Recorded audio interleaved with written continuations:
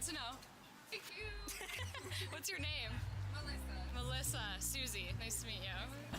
I want the new record for her biggest tip, so I'm gonna give her double what her biggest tip is. I'm watching right now, just crouched in the corner.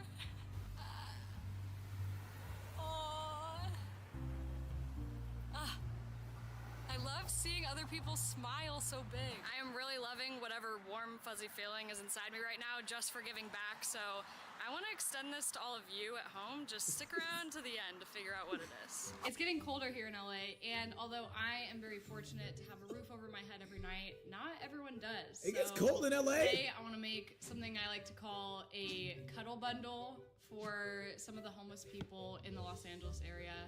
And hopefully this will keep them warmer through this winter season. In each cuddle bundle, they'll get a fuzzy vest, a scarf, cozy socks, and earmuffs. That's wholesome as fuck. Yay! You make every day feel like it's Christmas. Let's go hand them out. Excuse me, I'm just giving out these blankets. I don't know if you wanted one. Okay, yeah, of course. Oh, good. What's her name? Hi, Miho. How are you? Hi, baby. Do you need any food for him? I don't have any right now, but I could go get some for you. And what's your name? Cindy.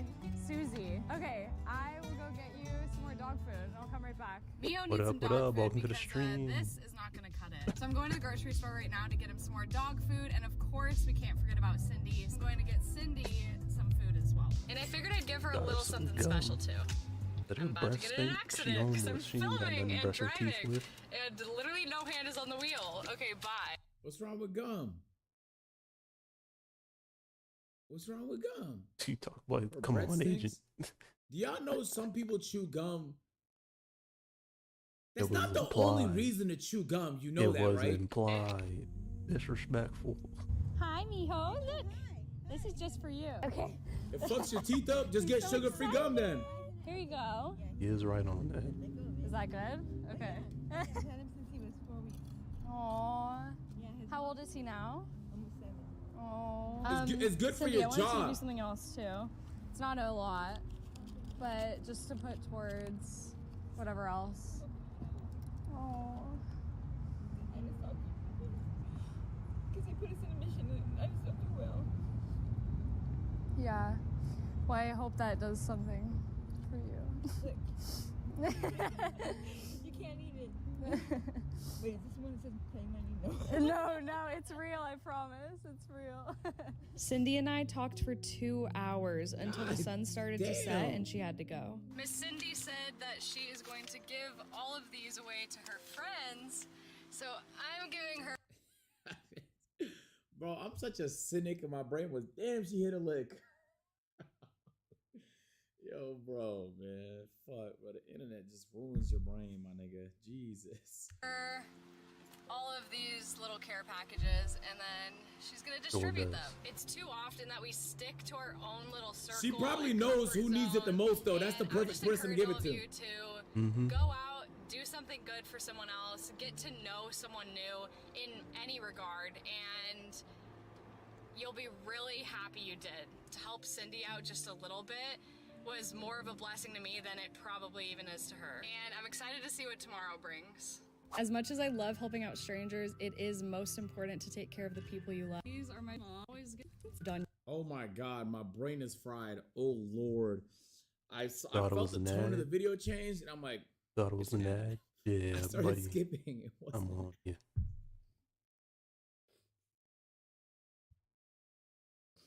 You your whole life, so I'm excited to surprise my parents with a little something. These are my parents. Afternoon.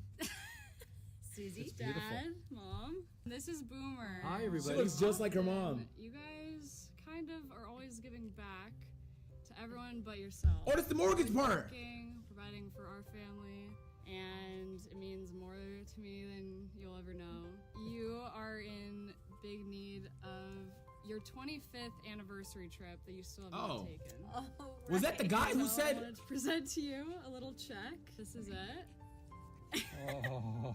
And it's pink because you love pink. That's adorable. And I want you to finally take your anniversary trip and go to the huts on the water that you've dreamed Oh my of. god. And How much that's hold Go on. to the- I'm a Hey, nosy what's up? nigga now, Susie. Let me see how much that is. And What I you want doing, you to bruv? finally take your anniversary trip and go to the huts on the water that you've dreamed Oh my of. god. And However much it costs. What the fuck? I wanted to Thank give you you, guys. Susie. You can't write that. That's not clearing at the bank. Do not That's have not to clear do at the bank. that. Too late. Thank you. I It's don't know if already we can done. accept it. No, That you're is an doing official it. check. You guys refuse Thank to you. treat yourselves to anything, and you just have to go do your trip that you've been waiting so long to do. Group hug. Yay, group hug. Thank Just you, want everyone. everyone to see however much it costs. Oh, I no. seen it. I seen it. Ham. And I want to bless How much? 15 bands? Am I the only one? I don't know It's what because trip I they be going traveling on. with Waleed, bro. All y'all niggas need a Waleed in your life, bro. Waleed will never let me spend 15 bands on a vacation. This what happens, bro. I'll book a flight, and Waleed will be like, bro. You'll be like, get this flight. It's like half this price. And then I'll book a hotel, and Waleed will be like, bro, I know someone that works at Marriott. We can get a third of the thing off. Bro, and then by the time I get done spending all the money, Waleed, man, feel me. Everyone needs a Waleed in their life, man. No cap. However much it costs. Believe must be the man. Oh, we're going ham. And I want to bless some of you today by giving away $500. For your chance to win, just subscribe to me here on YouTube and follow me on Instagram, and that's your entry. I'll be choosing 5 winners, so good luck and stay smiling. That's low-key kind of fucking genius from her, bro. Actually, very genius. Shout out to her. 100,000 likes on a YouTube video, catapulting your YouTube career. You know what I'm saying? Like, bro, if she blows on YouTube, she making this in a month, bro. YouTube is like the one platform it like pays crazy to be huge on. So that's an investment, bro. All that giveaway stuff is great for the people there, but also like it's a great investment and it's a type of video that Yeah, we she used coming to up. do back in the day. So like there's so much. I wish YouTube I could reasons come why up this is like a that. great video. Shout out to her, man.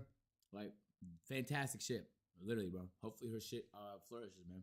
She has a big like juicy career on YouTube. Oh.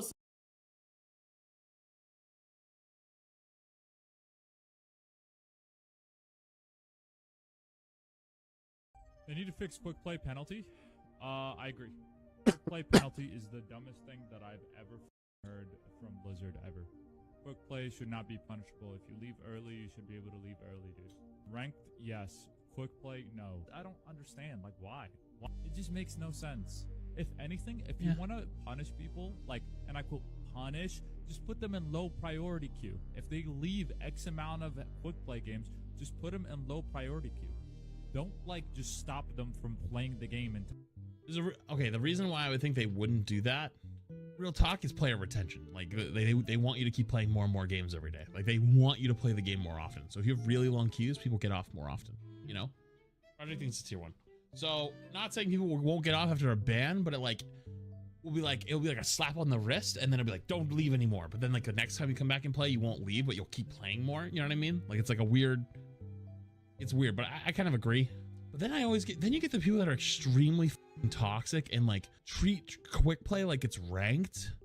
And I don't want those people in my games. I want them to leave. I want them to leave the game. Like if I load into a game of quick play and you're telling people to counter swap things and like, can you like swap off Widow? Like, you know, like someone told like an SK to swap off Widow in a fucking quick play game, like 2 kills in. I was like, dude, what? I want that person to leave the game. I want them out. You know, if they're going to take it that seriously, get the f out. I don't care. You know what? Don't punish them. Just make them leave. So it kind of creates this thing where people are just going to like stay and be toxic and just like kind of troll and just wait for the game to be over instead of just leaving. You know what I mean? So entirely. That's crazy. No one was complaining about levers in quick play. They just make random decisions for no reason. Yeah, I've never heard one single person in my entire Overwatch career complain about a quick play and about somebody leaving a quick play. yeah, no, they do though. It's all like Twitter and Reddit people. Like if you go to r/Overwatch, if you can somehow get through all the Diva clips of all the Diva Bomb clips, you'll probably find people complaining about people leaving their quick play games. It's crazy. Like who made that decision? Who was like, Let's crack down on the quick play levers, guys. That's the real issue right here. Not fixing the ranked matchmaking. It's the quick play levers. That's the ones. Yeah, I agree. I mean, ranked isn't great right now, but we know there's a ranked rework coming. Like, let's be real with ourselves. I guess when this was made, we didn't know it was coming, so I'll give you that. But, you know, I think you can fix two things at once. I don't really like when people go like, oh, they're doing this. They came up with more skins, but they can't even fix this game mode. And it's like, well, you can do the same things at the same time. Like, it's a big company. Like, you can get a new skin while also just fix the game mode. You can do both. But who wants to do that when you can just complain?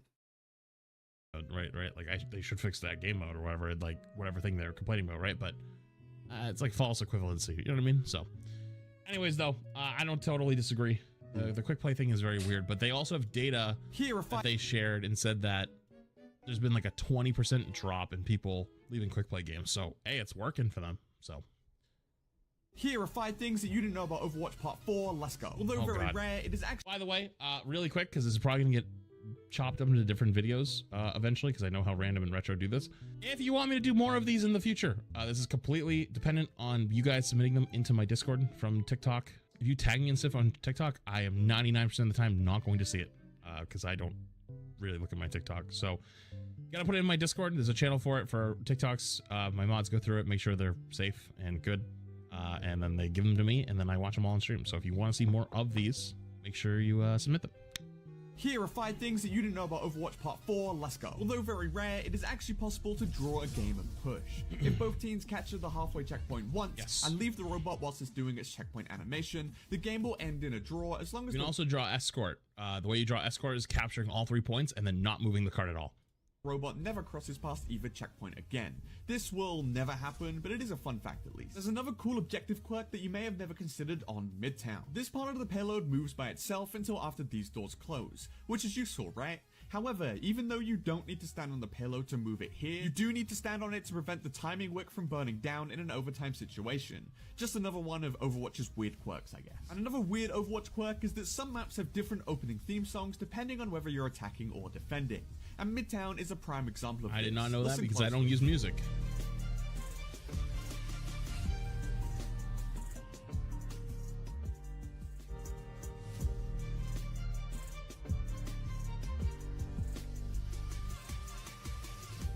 This doesn't apply for every map, but hey, at the very I least, didn't some of know them are different. that. But of That's course, this isn't the cool. only contextual sound change within Overwatch that you may have. Okay, so small fun fact. There's probably a bajillion things like that I've never seen before. And when I was at BlizzCon, I'm not gonna say I got yelled at, but I got a annoyed, stern, friendly talking to from some devs because they were talking about whenever I show off new heroes or show off new maps or anything like that, that they get really annoyed with me because if you don't know, I'm a competitive gamer. I play with all my settings on low as possible. Yes, I have like a basically NASA computer, Command Ironside. Use code FLATS for 5% off of your PC purchase. Corporate clap for your PC needs. Hashtag ad. But yeah, they were like, yeah, you never turn your settings up to ultra high or ultra when you show off new stuff. So all these new heroes come out with this crazy detail, or maps come out with crazy details, or new skins come out with crazy details, and you never see them because you're on all low settings. And I'm like, yep, that sounds about right. And they're like, there's so much hard work we put into the details of these characters or these maps, and you've never seen them. And I was like, yep, sounds good. Yeah, sounds right to me. Yeah, sounds pretty spot on to me. I don't see the problem. Completely missed before. Some heroes' weapons get slightly higher pitch and more hollow as they run out of ammo. And to add to this, Winston, Orisa, and Mei actually get custom sound effects when running low on ammo. If you listen closely, you can actually hear Winston's Tesla cannon overcharge before he needs to reload. On the topic of Winston's Tesla cannon's ammo, it technically doesn't even have ammo. What you see in the bottom right is actually a percentage. This is evidenced by the fact that you can tap his Tesla cannon, deal a tick of damage, but not actually decrease the ammo pool. This also works for Zarya. If this was a strict ammo resource, you would have to use at least one ammo to deal damage, but you can technically deal damage twice per one ammo with Winston and Zarya's primary fires. If you want to find out even more fun things about Overwatch, you can check out the full 20 facts video on YouTube now, the link is in my bio. It's pretty cool. Here, not bad, actually learned some stuff. Who is the most overrated hero in each role? Starting with support. Who is the most overrated hero in each role? Overrated Over. hero in each role. I'm gonna say Mercy, Hanzo. Mercy, Hanzo, Orisa. And I know the comment section is going to go feral with this one. Mercy. Is this the guy from before? This guy cooks! For some reason, half of the player base believes this one character is insanely broken and good when she really isn't. No, it's not pre-watched! Stop spamming pre-watched! Is great as a situational pick and can work. We just all agree! Of different scenarios, but I really think Mercy being overrated is a bit of a skill issue since people have trouble shooting her. For tank, it's Hog. The amount of cope people have with the rework is insane, and Hog is still almost just as that's fair, actually. Easy to counterplay as before, as long as you have a brain. I forgot. When did this come out? 11/22. So right after the rework. Okay, that makes sense. Still exists as well, and Sig can easily shut him down. And of course, Hog is absolutely worthless in pro play, so yes. I wouldn't go around playing him anytime soon. DPS was actually difficult to decide on, but I personally believe it's Reaper. Yeah, okay, Reaper's actually a good one. I'll give him that. Lower ranks, where Reaper can kind of get away with anything. The way I thought Hanzo was like people that are always like, oh my god, I get one shot by Hanzo all the time, but yeah, people always say like, why not go Reaper? Like any tank, if I pick any tank, I'm dealing with any tank, they're like, why not go Reaper? Go Reaper. Why not go Reaper? So it's got a good point, actually. I'll give him that. In reality, the only reason why Reaper is able to do anything is because of the amount of mistakes being made. The moment players learn to look behind them is the moment when Reaper doesn't feel so powerful anymore. That's pretty true. That's pretty true. Agree on the Mercy. The Hog one, I agree, because like you came out with the rework, but if the rework hadn't just come out, maybe Orisa. But yeah, the counterplay to Reaper is having headphones. Mercy has literally got nothing but nerfs since Overwatch 2's release. That's not true, actually. That is... Okay, dude. She got 5 more ammo, huge buff. Did you remember that? Did you, like, conveniently forget that season where she literally was getting healing off of her healing and was tank Mercy with a movement buff? Did we forget that season? And then when they eventually got rid of it, they just put her back to where she was before. So she was pretty much just the same as she was before. And then also then recently just got her Valk fixed. So let's not forget there was that season where we literally had tank, like it went from F-22 Raptor Mercy to AC-130 with extra jets, like extra engines Mercy, where it was a literal flying tank. Let's not get it twisted. Like Mercy's had a couple seasons where things were kind of insane. I've seen a Tank couple players flying really tanks. aren't allowed to have fun in Overwatch 2, and as somebody who used to love playing tank, I really want to talk about why. First off, counter-swapping. The transition from 6v6 to 5v5 has made counter-swapping tanks the most common and broken tactic in Overwatch. But Spider, counter-swapping is part of the game! Do you actually think it's a skillful play to see a Winston and then click on the Bastion guy after you die? It's not. In 6v6... Kind of true. At least you might have a diva to protect you, but now you're just kind of dead. And with only one tank on the field, it's just way more valuable to counter than ever was before. If you're playing Ball and they swap Sombra, your team just doesn't have a tank anymore. And yes, Ball can play into Sombra and still win, and a good Ball knows how to hunt down Sombra and try to cancel hacks, but I don't want to cancel hacks. I don't want to be chasing the invisible lady all game. I want to play Overwatch. If you don't play tank, you just won't understand, but these dudes are literally having mental breakdowns in my games at this point over these counter swaps. Remove Sombra from the game! I remember seeing someone tweet recently about like gifting subs or whatever to tank streamers because like they need therapy or something like that. I forget. It was someone was trying to start like a therapy. That's true. A basically like a therapy movement for tank players. She ruins the entire game! Second, supports are just way too strong. Nothing dies to you as tank. I could walk in and shatter an entire team, but oh wait, is that a Kiri coming back from spawn? Oh, and now she TPs and cleanses my entire shatter and I get killed? What? Don't even get me started on Lifeweaver. That hero is a tank player's nightmare whether or not he is on your team or against you. Lastly, mobility creep is insane. Let's take a look at every hero added or majorly reworked since the release of Overwatch 1. That leaves us with 19 heroes. How many of these 19 heroes have no mobility? 2. Ana and Sig are the only heroes added to Overwatch that have no mobility, and even Sig kinda does in the form of his ult and his rock jump tech. With this much mobility in the game, how is anybody supposed to get value? Okay, rock jump tech is kind of pushing it, dude. Out of alts like Orisa's, Balls, Dooms, Divas, and Sigs. They all take time to activate, and 90% of the roster can just press a button and leave.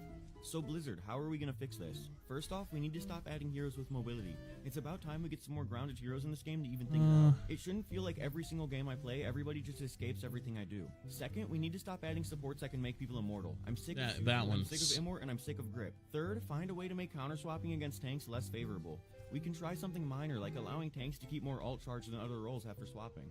If minor changes can't fix this, maybe it's time we start discussing 6v6 again. How do you guys feel about tank right now? It's the smallest community in the game, and it feels like tank players don't really have a voice these days. I mean, I can tell you why that last one's the truth. You're not gonna like the answer, but everyone gets mad at the tank players for talking. Because everybody remembers that time that they got walked at by a Zarya at full charge and they fall over. And they're like, oh, that's all tanks. Tank player is what are tank diff why I lose, tank diff's why I lose my games. They have easy, they run at me and kill me. It's all tank's fault. So if your tank says anything about like, you know, this isn't fun or this isn't good or this shouldn't happen, you'll get real mad. If you notice, most of the tank players don't say anything. They're all quiet. They don't say anything because they know they've all been watching for years. And there's a few that probably watched me earlier in the first couple months of Overwatch 2 and saw what happened when you are a little bit more vocal about it, right? This is an interesting one, right? Because it's really long. I should have broke this one down into pieces because this first part's really true. Really aren't allowed to have fun in Overwatch 2. And as somebody who used to love playing tank, I really want to talk about why. Yeah, tank does. I'm the same way. If you watched me in Overwatch 1, I never played off role. I only play tank, always, no matter what. Now I queue tank less than I queue other roles, and it's not even close. First off, counter swapping. The transition from 6v6 to 5v5 has made counter swapping is a big part of it. Counter swapping tanks the most common and broken tactic in Overwatch. It will give you the highest success rate. If you just counter swap the enemy tank every time, you will have a much higher chance of winning than trying to one trick or force your role or force anything that you're doing. Like, you will win more games. But Spider, counter swapping is part of the game. And that is a big part of it. And I don't disagree. Counter swapping swapping in Overwatch is a big thing. Remember like a month ago, there was like the awkward versus ML7 debate thing on Twitter. I don't actually know if anything came of that, but they were both kind of right in some ways, right? Like, ML's right that swapping is the heart of Overwatch, and it's true. But the amount of value you get for counter swapping in Overwatch 2 is insane, right? And it's like, I think Ana is something that people are going to talk about soon. Ana in Overwatch 1 was one of the most beloved characters in the game. And her nade wasn't that scary because there was so many shields and so many ways to eat it. It was a skillful thing to hit. If she did hit a big nade, you'd win the fight. But now it's so easy to hit a nade on a tank 90% of the time that it's like, you know, it lost that power, that it has the same power it used to have, but it lost a lot of the shutdown that it used to bring. Yeah, I could say Kiri cleanse, but like now you're depending on a teammate to swap to something and then save the cooldown for when they hit theirs. And then it becomes a reactionary cooldown instead of a proactive cooldown. It's like, you know, it's a lot. It just sucks. And if you talk about counter swapping, I could teach a monkey that if they see a Winston, like if I showed you a screen and I show you a picture of Winston, that if it hits the picture of Bastion or like Brig, or certainly, you know what I mean? Like it just like go through the counters for every hero, it gets a treat. I bet I could teach a monkey how to counter things in Overwatch. You know? Do you actually think it's a skillful play to see a Winston and then click on the Bastion guy after you die? It's not. In 6v6, at least you might have a D.Va to protect you, but now you're just kind of dead. And with only one tank on the field, it's just way more valuable to counter than it ever was before. If you're playing Ball and they swap Sombra, your team just doesn't have a tank anymore. And yes, Ball can play into Sombra and I'm only rewatching this just to hear the guy scream. How to hunt down Sombra and try to cancel hacks, but I don't want to cancel hacks. I don't want to be chasing the invisible lady all game. I want to play Overwatch. If you don't like play it at tank, you just won't understand. But these dudes are literally 72 was just so That is actually so true. I cannot tell you how many people sit there and have ridiculed me and said like, oh my God, you don't know what you're talking about, whatever it is. And they literally don't play tank. They're like, I played 3 games of tank in season 2. So I know. I'm like, oh great. So you played busted Ramatra. Great, dude. Like, you know, it's like, but anytime someone starts playing tank, I was losing it the other day because I was playing with SK, and SK had to play a bunch of tanks in a row, and SK was losing her mind. She was literally melting down. Like I was actually watching SK have a meltdown in real time playing tank. Breakdowns of my games at this point over these We started fighting. Our 5-stack started pretty much fighting over who had to play tank. swaps. Remove Sombra from the game! She ruins the entire game! And that's with Maga out, the new tank. Second, supports are just way too strong. Okay, so I don't want to go into the support topic anymore. We've already talked about it and beat it into the ground. There's supposed to be changes in Season 9. There's not a whole lot to talk about at this point. Just wait till Season 9, but... Grip. Third, find a way to make counter swapping against tanks less favorable. We can try something. I don't know if minor, this is like going to be allowing tanks possible. to keep more alt charge than other roles after swapping. If minor changes can't fix this, maybe it's time we start discussing 6v6 again. I don't think 6v6 is the answer right now. either, to be honest, though. In the game, and it feels like tank players don't really Duo have a voice tank. in this. But yeah, that last part's pretty true. These sports have a lot of their kits with no drawbacks. I was a tank man when Rush 2 started. I had to abandon the role because I was going to go insane. Could not get a single kill out of it. They should make a 6v6 game mode. They would never do that, though. Here goes the problem I'm realizing. Every other sport, nah, it's more than just Kiriko, to be honest with you. This is a Rush 2 I swatch around rolls a bit, and I agree that tank is the most unfun role. You mentioned mobility, but you didn't add the extra CC. Skill diff TBH. I love that that's always the response. Like, no, nothing thought out, just skill diff.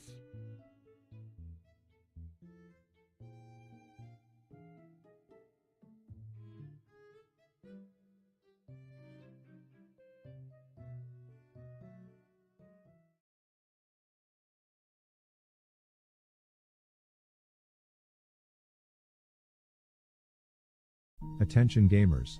Previously on my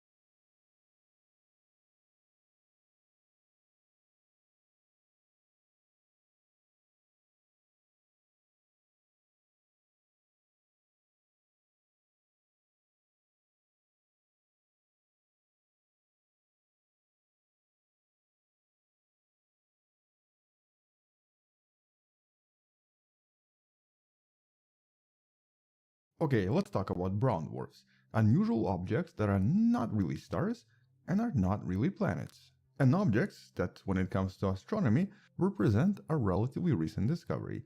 Nobody even knew these objects existed up until a few decades ago, and some of the coldest and darkest brown dwarfs were only discovered a few years back. And so this is basically as recent as it gets when it comes to astronomical discoveries. But it just so happens that these objects glow in the infrared light. They're super bright and very easily visible.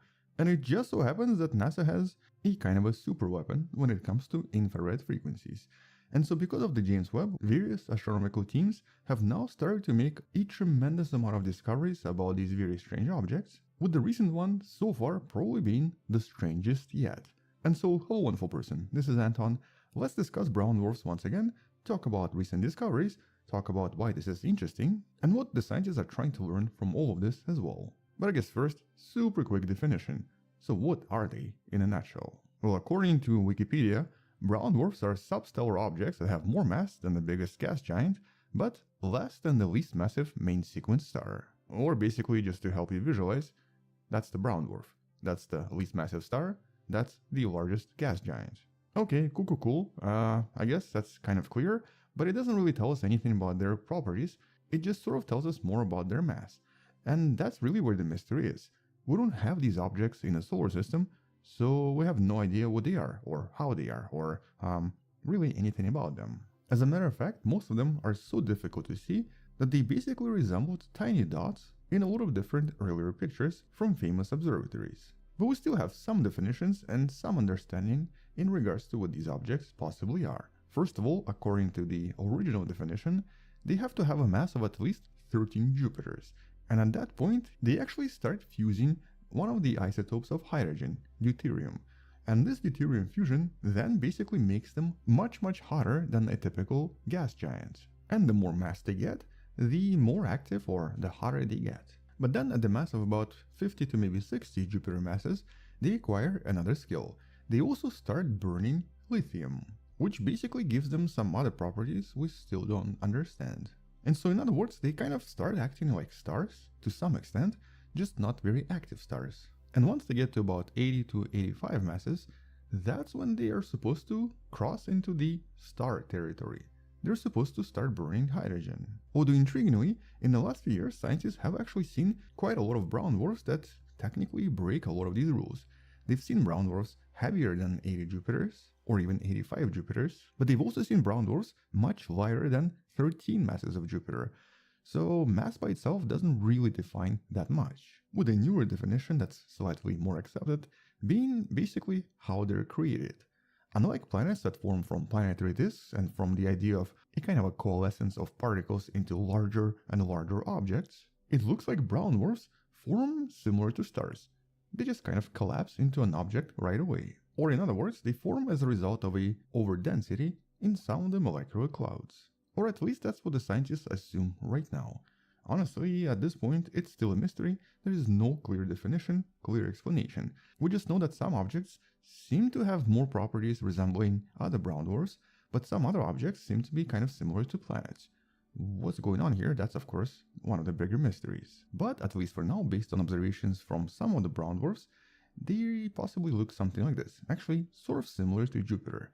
For example, now we're almost certain they seem to have stripes, and potentially some other dark spots that were physically detected by the Very Large Telescope when observing one of the most iconic brown dwarfs super close to us. This is Lomon 16b, and it's actually a binary system of two brown dwarfs, very similar to one another, but somehow different.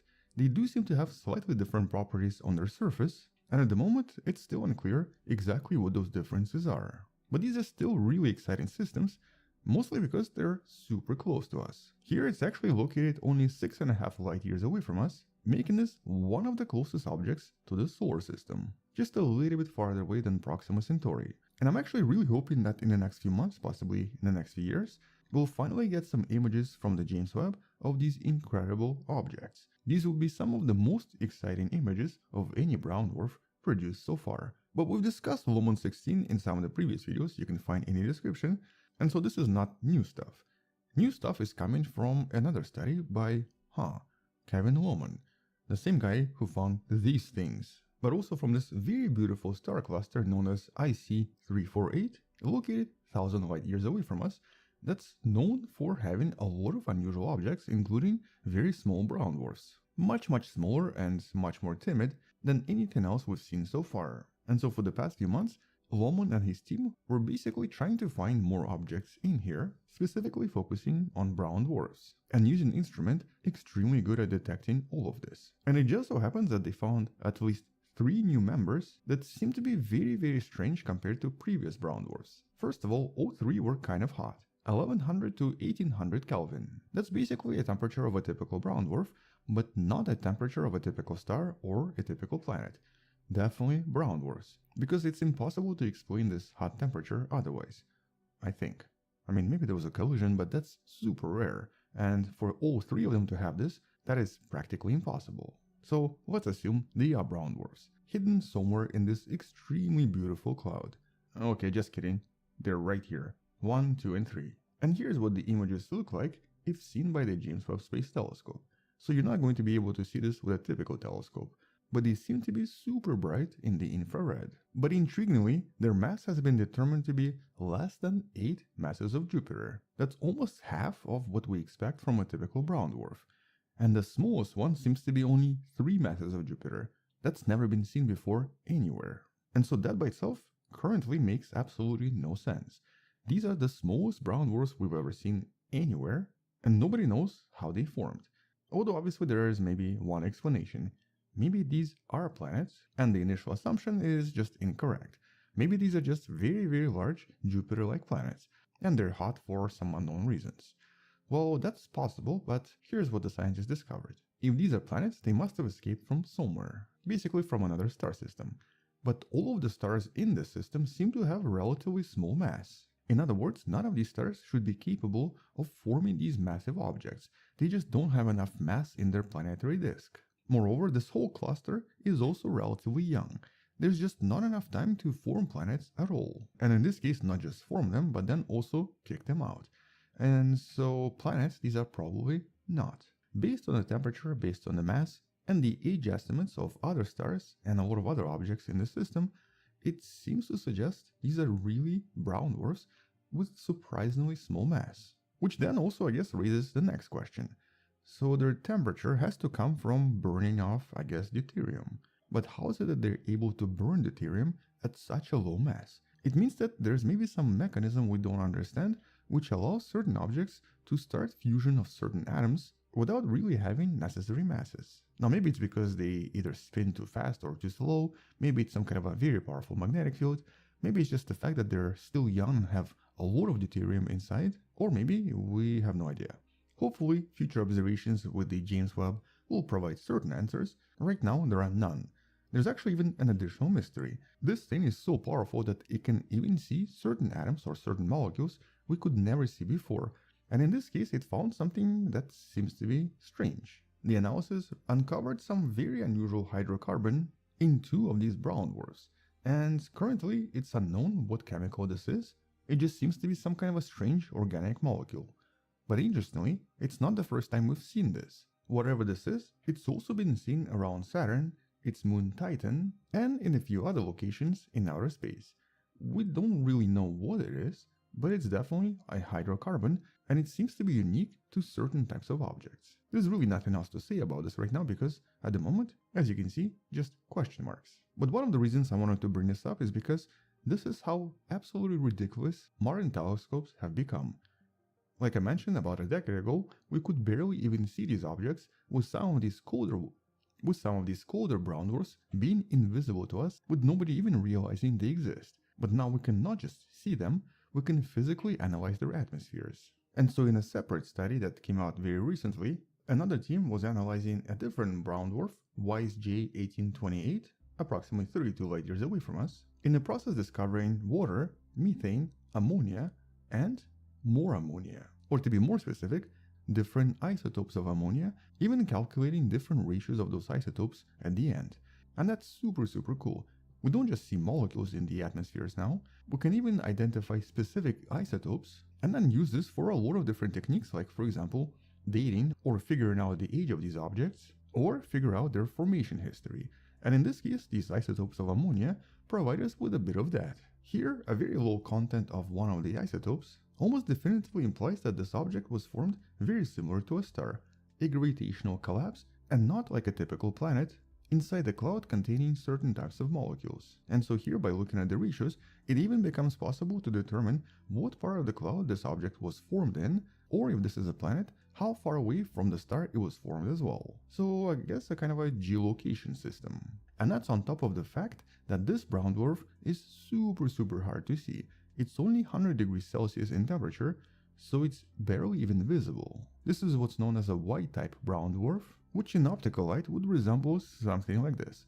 Very dark, and technically magenta in color, not really brown. But that's not the point. The point is that the modern technology has gone so far now that we can analyze their atmosphere and potentially interpret their history directly. And so I think in the next 2 to 3 years, we're going to hear a lot of news about these objects because we can finally figure out what's going on here, where exactly they formed, and very likely discover a lot of really cool stuff about them that we currently cannot imagine. Here's what the initial pictures of these objects looked like, and this is essentially how we found out about their existence. So yeah, modern astronomy is definitely moving at a very fast pace. But until future discoveries, that's kind of all I wanted to mention. Check out previous videos on brown dwarfs in the description below.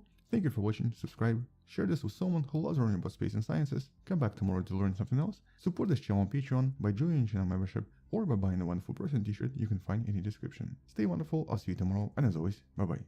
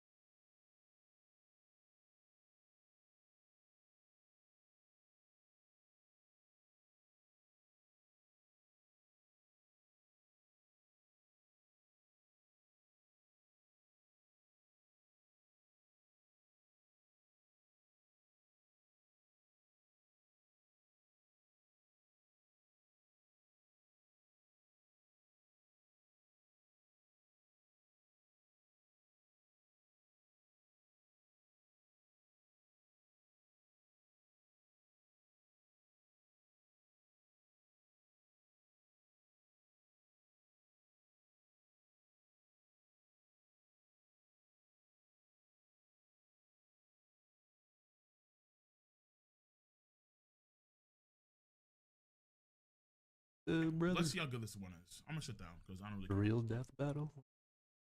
So, do we want to watch the whole thing or just the fight? Frieza versus Megatron. Oh, and since it's gonna be probably copyright claimed by Rooster Teeth, let me do this to make it easier, so we're not like losing our shit. Yeah. Just a fight? No, just a fight. None of it. Just a fight. Just a fight. Okay. So for everyone, just so here we have a PSA. Okay. Here we have a PSA for everybody that watches this on the Co Plus channel. As you can see before you, the chat is saying, "Hey, just watch the fight. Just watch the fight. Just watch the fight. Don't watch the entire 21-minute breakdown and the NordVPN promotion of Frieza versus Megatron." So for anyone complaining in advance, like, well, listen, I am a man that tries to appease the people, and the people demand I watch Justified. What is this?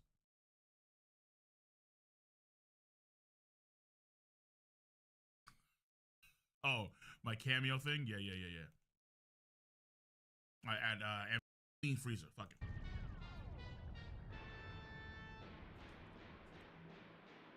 Greetings, noble warrior of planet Cyber whatever. I, Lord Frieza, claim this world as my own. Cheer for me or face annihilation. I have fought for my planet for eons. I would rather see it turn to ash than reside in your filthy hands, organic scum.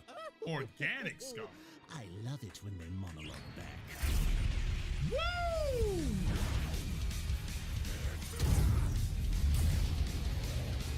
Oh, Megatron! I like it. He did what Bardock should have done. Not bad. Pity. I'll have to construct a new mothership from your corpse. He just killed. Oh, he did not. He almost destroyed Cybertron.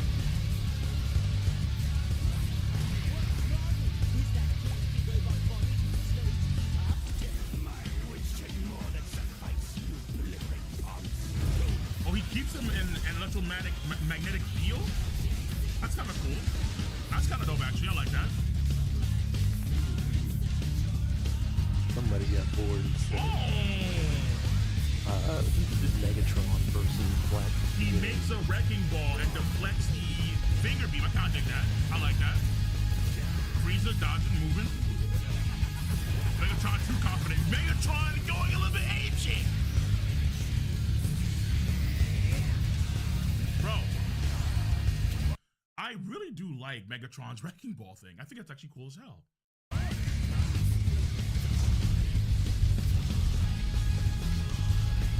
Like, maybe it's because of flashbang. Yeah, Cybertron is actual fucked. We'll get the Allspark, we're gonna find out. But it's just me, like, sometimes you get a little bit bored with things like swords or daggers or, lances and spears. Yeah, it's true. You get a little bit bored of that kind of stuff, that weaponry, because you see all the damn time. So you want to change it up. And then you have, like, the wrecking balls, you have the maces, you have the clubs, you have the hammers, you have the more unique weapons. Like, I can appreciate that. That's his original weapon.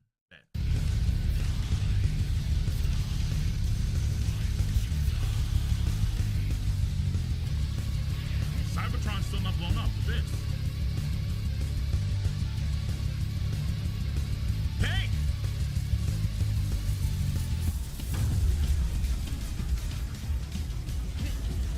Jesus, Megatron.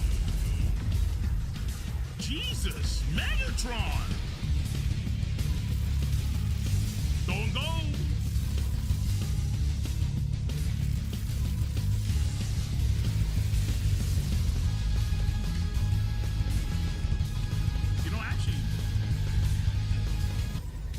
I just realized that his feet do turn and his hands do turn purple from white. I just realized that. Huh.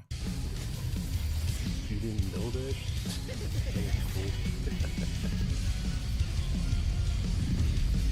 All-Spark time? All-Spark? Something? Megatron.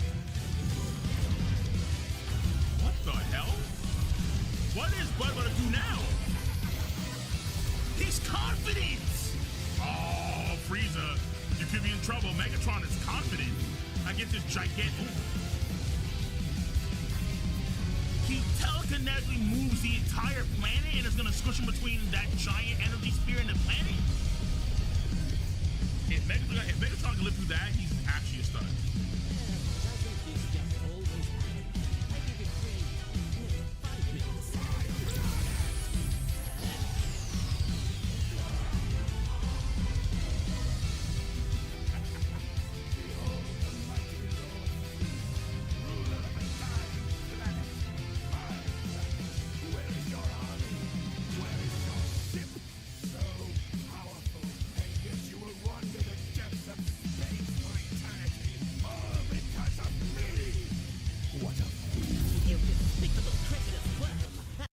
He went straight black.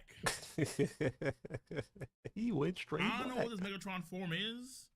When he has the malicious black and red ooze coming out of his body. I like it. I didn't know what the fuck But that Frieza form turned is. to a brother, so this is gonna be Yeah, tough. Frieza just went full black. I don't know what the fuck about to do. Bro, yes,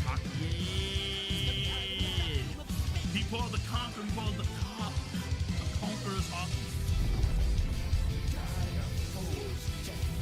Dia Fool's dead. Black Frieza! Never mind, that's all. Where this form is disgusting. Jesus. Allegedly.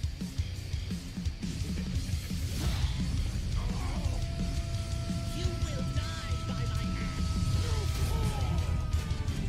He said the same thing Goku did after Goku killed Frieza. You fool!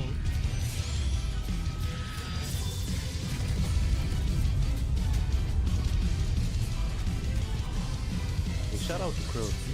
This up though, because Frieza can regenerate.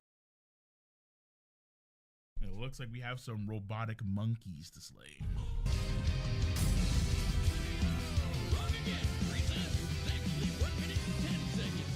Idiot. Megatron. Okay, so back-to-back W's on my part. We called the Goku and Superman fight. That was easy though. And we just got Megatron and Frieza. Frieza won. Bet. Okay. But Megatron did do a lot better than I thought. But at the same time, it could be because they're just gassing it up. I'm not sure how it actually works per se.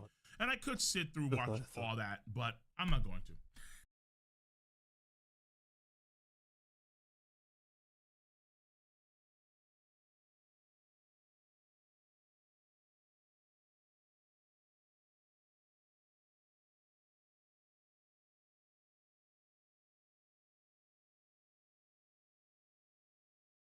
Ladies, gentlemen, and monsters of all ages, if you're watching this, it means you are a part of the Monster Hunter community. No matter how deep into it you are a part of it. And this community has rapidly grown over the course of the past 6 years, especially in a way that has sort of splintered us a bit, coinciding a bit with the release of some major departure Monster Hunter titles that in itself created a bit more of a divide from their own making. It's become much more of a hot topic recently due to the announcement of Monster Hunter Wilds and how the hunter seems to have a slinger and a scoutfly cage, meaning that the new generation, the 6th generation, will likely be a return to more of a Monster Hunter World style of game. And there's 4 crowds to this really, and let's be realistic about the size of them here. The largest crowd, without a doubt, the absolute majority, is people that are just happy we're gonna have a new Monster Hunter game and are very hyped to check it out. But then we have 3 pretty vocal other groups as well. The old school game preferring hunters who want the game to hold your hand less, be far more challenging, and take genuine time and preparation into your hunting. Almost more like a hunting simulator than a straight up action game. Then we have the World Gang. These are usually hunters who either started with Monster Hunter World or otherwise just those who prefer World to all of the Monster Hunter games. This group is of course ecstatic at a seeming return to their favored style but expanded upon. But there are and have been people who are a bit too gung-ho about the whole world is best thing, attacking people who missed the old games for not adapting to the new, attacking Rise for being PS2 graphics and all those classic phrases, and then there are of course the Rise and Sunbreak preferring crowd who just love the fast-paced, almost arcade-like reimagining of Monster Hunter Hunter that it contains. Quick hunts, no searching for the monsters, load time between the quests, just go, go, go. And they are, of course, a bit sad that Wilds likely won't be taking much out of Rise and Sunbreak from what we saw in the trailer at least. And the thing is, none of these parties are inherently wrong for their feelings or opinions in any ways. It's just the way that they choose to express them sometimes is definitely a bit of an issue. And I have countless videos where I talk about that quite loudly and maybe a bit irritated with classical music in the background. But as I always said in those, a lot of the times the opinions these people have are not the issue by any means. They are totally fair to have these opinions. It is just the way that they choose to express them. So let's have a calm, measured look at each side of this and how it has developed over the last few years of growth for the Monster Hunter community and why it has gone this way. Let's start first with the old style community. There are, of course, further divides within this, people who missed just how slow hunts really used to be in the first couple of games, how simple but precise you had to be way back in the old days, people who loved underwater combat in 3rd generation, people who hated underwater combat. But the biggest departure from the path the series has ever truly taken is the jump from the 4th generation to the 5th generation of the series, the introduction of Monster Hunter World, especially as the last numbered title before this was 4U, which people generally considered to be the best that Monster Hunter had ever been, and some still say is the best it ever has been even up to now. So it was quite an ambitious choice for them to go from there to make the leap that they did to this new style. Before this, each map was segmented into separated zones. Monsters moved less fluidly than today, but a result of that was much more recognizable movement patterns, which meant players who spent a lot of time learning these could exploit them in ways that really rewarded experience, and it was really satisfying as a result. The gathering was more time consuming, but that resulted in it feeling better and more rewarding, more earned to actually have good gear, good weapons, good armor, and consumables. It took time, it took effort, and some people really loved that about it. As I said before, the games up until the end of the 4th generation were almost like a hunting simulator compared to the 5th gen. It still had all the same bones of Monster Hunter, the same basic combat philosophies, the same monster designs, the same world building and ecology at least at its core, but everything was slower and arguably far more immersive back in the day. You felt more like a real part of the world, like you were just a hunter who happened to be growing as things around you got worse. But the result of that was you spent a lot more time farming the same things over and over, whether it be consumables or materials from a single monster, just looking for one gem. Some people specifically loved that, the slow immersive feeling of that entire process, and others just sort of didn't mind it while loving the actual monsters and the combat itself and playing continually because of that. Then we move on to the 5th generation, and here is a good point to go over some console release history real quick for the series. Monster Hunter and Monster Hunter Freedom 2, the original 2 games, released on PlayStation 2. Then Freedom Unite was on PlayStation Portable. But then there is a 12-year period from 3rd gen through 4th gen where Monster Hunter as a whole existed purely on Nintendo consoles, at least in the West, with Portable 3rd existing in Japan and Korea for PlayStation 3. But this itself locked off a pretty big amount of potential audience, at least in the West, especially at the sort of age rating that Monster Hunter is aiming for. The boom in console gaming over the years has led to a much larger audience in like home console gaming in the West rather than portable, and Monster Hunter World was going to be the first Monster Hunter game released on these platforms in a very long time, not to mention also releasing for PC later on and unlocking an even larger audience as a result. On top of this, World itself is a massive departure from the previous games, still an extremely immersive hunting experience, but in a different way. But the consoles that this game was put onto after the series was locked to Nintendo consoles for years, especially with the 4th generation being entirely portable, the graphics upgrade into World in the 5th generation was absolutely staggering. The game was undeniably gorgeous and still holds up extremely well to this day. The maps, instead of being segmented zones, were instead big, sprawling, beautiful, artistic, open landscapes with no loading screens at all, still acting similar in that monsters would only stick to certain patches of land that functions as zones, but you could actually watch them travel there. You could go alongside them trying to keep up instead of them just jumping off screen. At the same time, they use this to make the ecology of the game feel deeper, to make it feel more real, to add things like endemic life, to really flesh out the environments, and as a whole, all of their efforts made the world of Monster Hunter World feel way more alive than any Monster Hunter game before it. More immediately immersive, more just passively immersive. At the same time, they dialed back on the farming requirements of all kinds. They sped up tracking monsters, they made gathering a lot simpler and speedier, hunt times were faster, and generally speaking, the game felt easier, more comfortable to exist in than it used to. In World, we started to have tents on the hunt that had our item box in them, which meant that you could infinitely restock your potions. You could eat food on a hunt if you forgot to do it beforehand. This was a very important thing beforehand. You could never forget in the old games, or else you would just be nerfing yourself for the hunt. Whereas in World, if you made an oopsie, you could just fix it. And that was a big thing that led to a major divide between just that and the item box. In the old games, you had the healing that you could carry in your pouch, and maybe any supplies that were in the supply box, if you were lucky. Part of the result of that was a much more methodical and slower hunting style, because you knew that you had a limit to your healing. You had to avoid being hit as much as possible, which made you have to play in a more safe way, in a way more realistically, because in real life, if one of these monsters grazed you even slightly, you'd be split in half. So having a style of gameplay balanced more around prioritizing your hunter's safety more than your offensive effectiveness is quite immersive in its own way.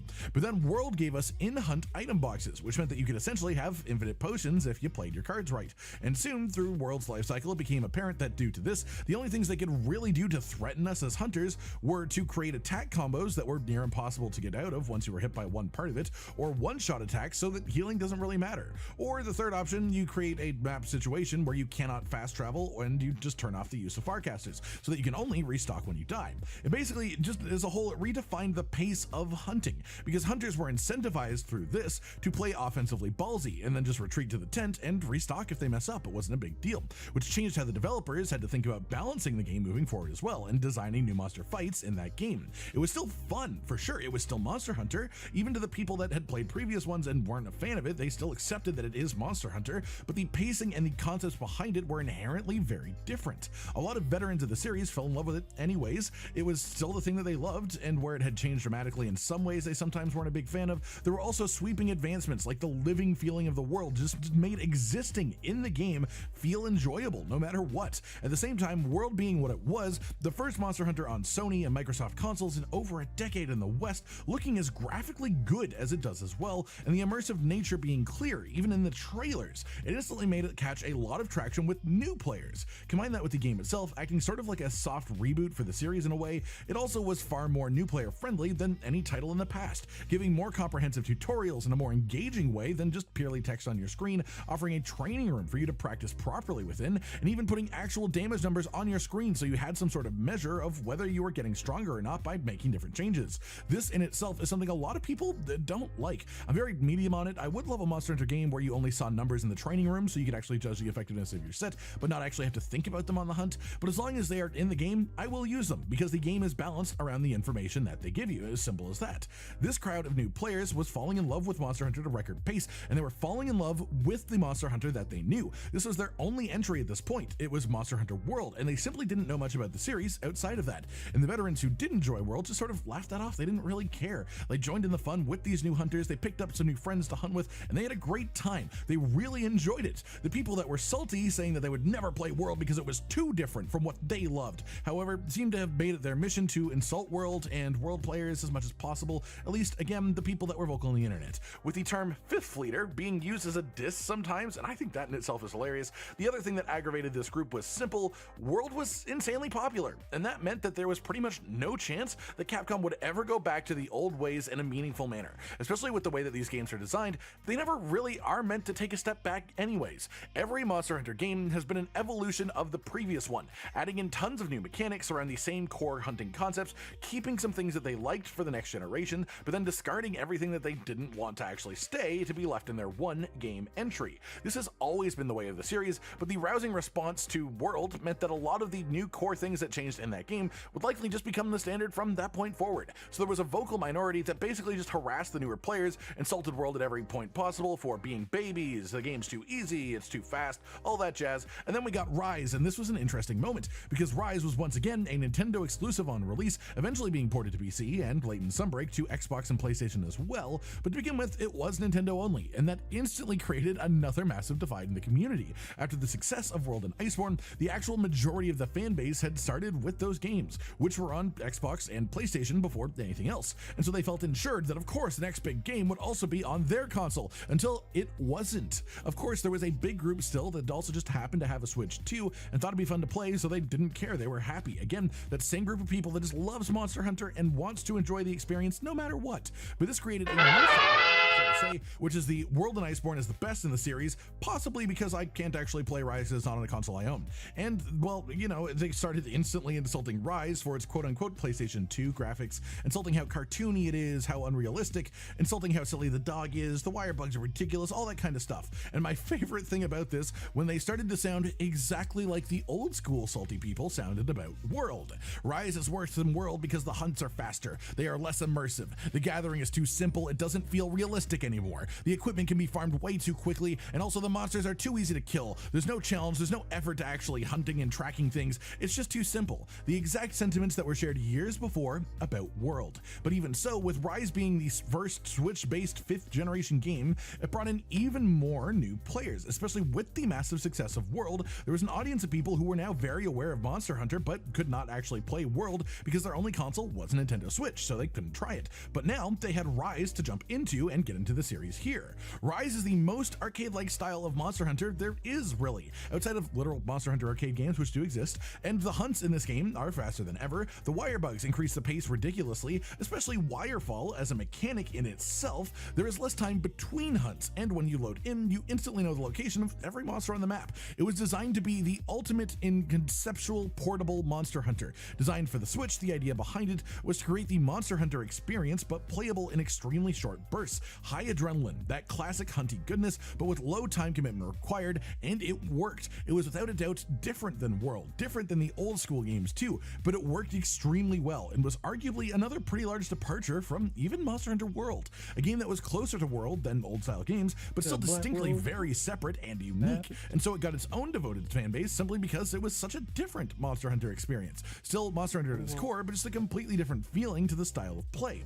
And now we have the announcement trailer for Wilds, in which there is the Slinger and the Scoutfly cage, and people are well aware that because of this, we're likely moving away from that Rise and Sunbreak style, more towards a World type of game again. But we have mounts, so hey, that's our carryover from Rise and Sunbreak here. Since that announcement though, the Return to World event has been going on, where tons of people are playing Monster Hunter World again from the beginning. And that has led that vocal minority within the Rise community to pop up, who thinks their Monster Hunter game is the best one and is willing to fight to the death over it for some reason, complaining about why so many people are playing World when Rise is right there, and it's the newest one, so it should be the most relevant at all times. And the thing is, I think Rise and Sunbreak are perfect at what they set out to do, and while their base mechanics will not continue as much into the 6th generation as some people might like, I guarantee you they will do another portable focused Monster Hunter game in the future, and it's more than likely they will once again try to focus it in a way that gives you short burst, fast-paced hunting experiences like Rise and Sunbreak, so you'll get to eat your cake again one day, even if it is a bit different. And that's sort of the true beauty of Monster Hunter.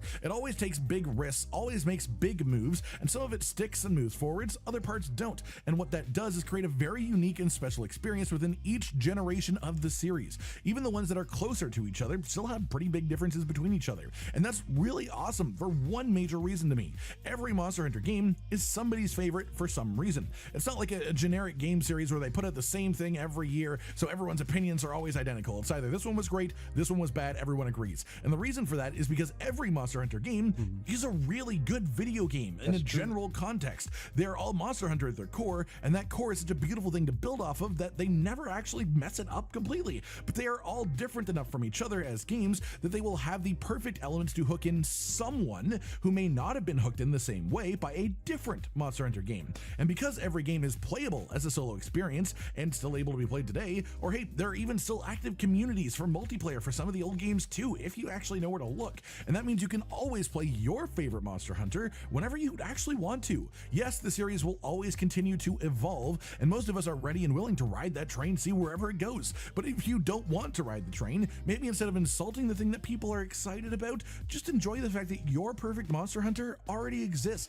It doesn't get better for you, and that shouldn't be a problem. It should be something you're happy about. Maybe some of us are still searching for our perfect one. That's it, really. I just wanted to talk about this whole thing from every side in a mostly measured way, because I think at the end of the day, especially on the internet, every argument sort of stems from a misunderstanding. And I think in this case, it's just people not understanding other people's thoughts on the matter, taking it too personally, and then reflecting it back at the next generation of newbies and continuing this weird cycle of internet arguing. This doesn't cover everything either, of course, and if you are one of these people, feel free to talk about your reasonings in the comments. Again, I have no problem with these opinions or people who have them by any means. I just think it's important to be thoughtful about how you choose to express them. Like if you liked the video, subscribe with the notification bell for more, and most importantly, ladies and gentlemen, until next time, stay sweet. Josh, Cotton, and Hollow with the videos, dropping the humor like a hammer on your tippy toes, bringing entertainment on a daily arrangement to take our insanity and turn it into entertainment. Yes, I said entertainment twice, to reiterate that it is nice to look into your faces on a mostly daily basis when you let us in your homes to make the whole world a stage. Goodbye.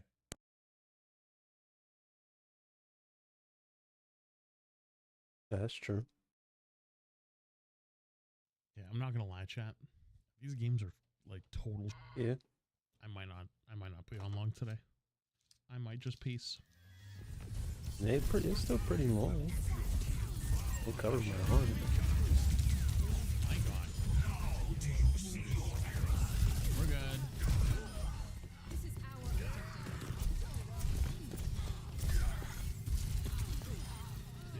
Stops me from having a black rose. It stops me from having to buy a black rose.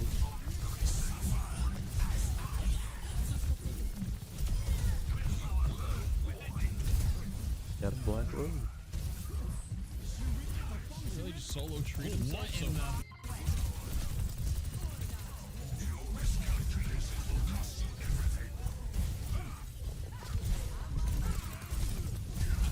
I know it's a likely but true, but Jesus fucking Christ. Yeah. A whole ult ain't another ship, and no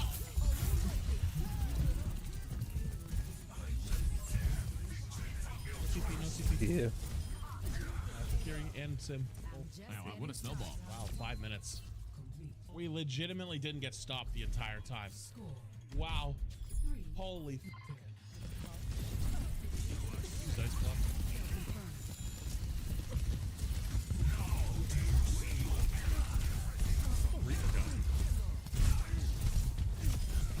It feels good. I don't know. It's off.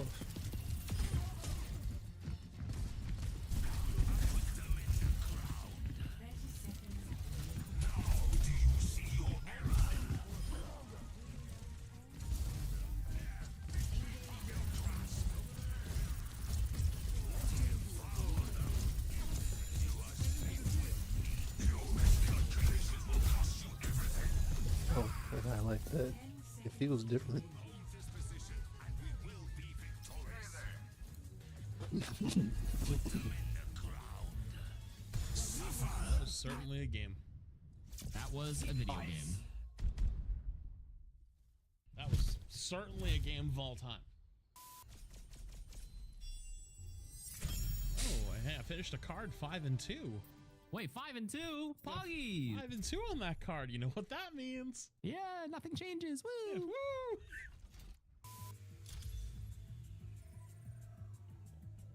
Oh, that's not good. It just bugged, right? Uh-oh. Oh, by myself. Someone joined. Let's go.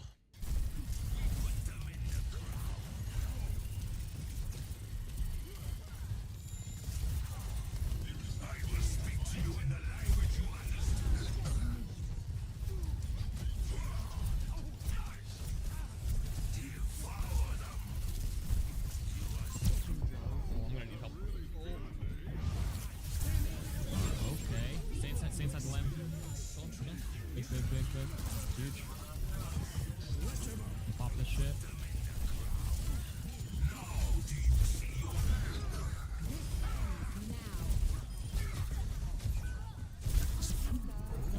the sleep. We're still taking the lead off this. You might be still a little bit. I guess it under. Nice kill. They're gonna go for you up there. They're gonna go for you. I can't help it. Yeah. I'm gonna drop. I drop. I'm trying to get some extra distance. I'm gonna play underneath with you here. Yeah, play underneath. I might drop on you right here.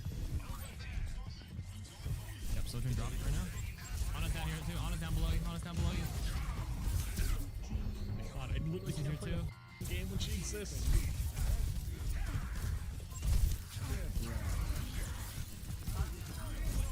Huge.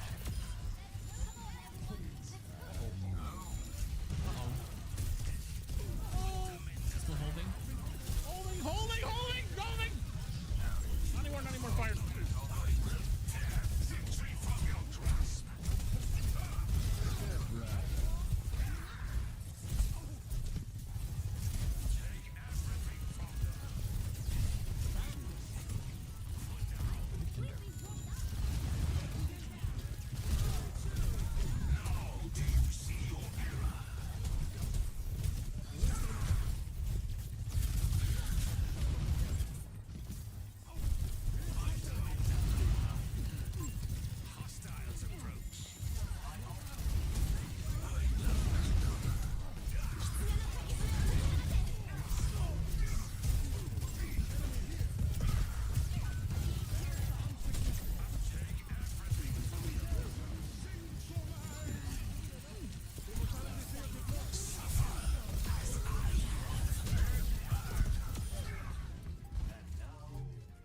job. And that is game. That's another game. Not bad. Not bad. Welcome to Junkertown. Well, you know, things were going good for a little while there. 1, 2, 3, 4 pros and probably an alt account versus me, CarQ, and yep, that's it. Here we go.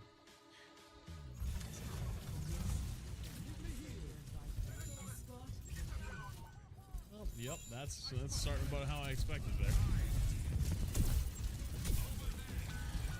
Oh my god, Chad, they're all dying! They're all literally dying so fast! Have you watched the kill feed? How the f is this one a fair game? Oh my Jesus Christ. It's literally all over. We're good. Oh, okay. They're all dying. They're all fucking dying. He's not even afraid. He doesn't even care. Oh Jesus, I'm running. I'm gonna go bottom right, I think, because he has primal and we're running around him. I think I'm dead here. Moira. No, I sucked him down. Don't leave me behind. Oh, okay, I'm coming back for you. I'm coming back for you. Oh god. Okay, Scott. Alright. Get in that car push. Going in. Oh, jeez. Jeez. And my block fell. Alright. Up to one of you to touch. I will not make it. Okay.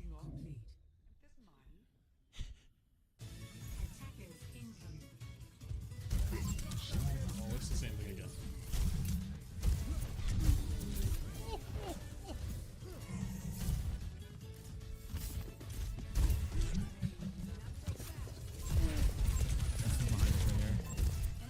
I have all my cooldowns. What was it?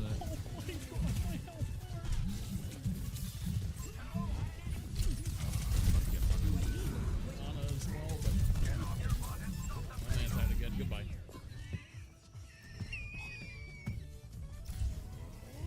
Okay. Plan.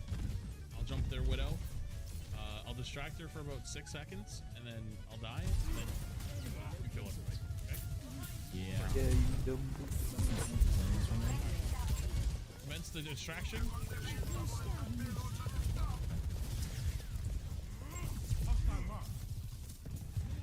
time's up. One again. I literally can't kill him. I don't do enough damage. Oh god. Oh Jesus, you're dead too. Oh no.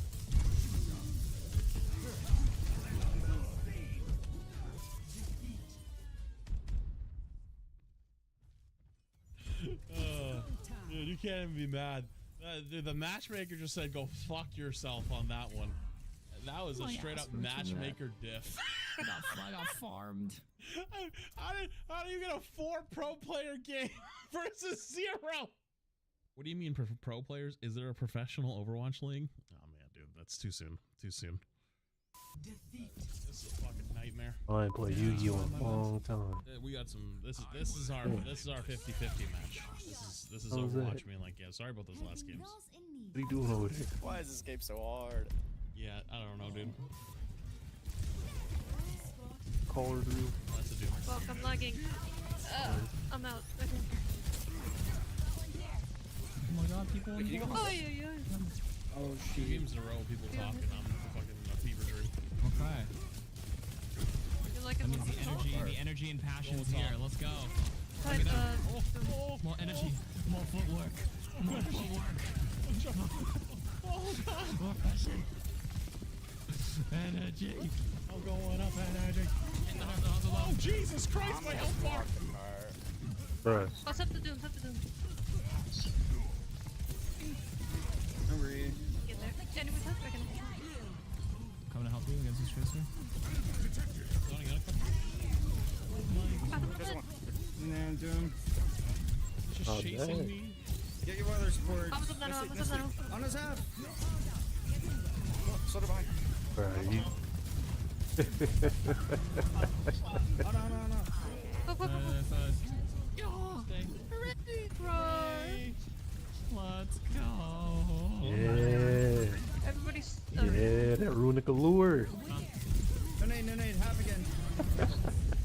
had to put one in. No.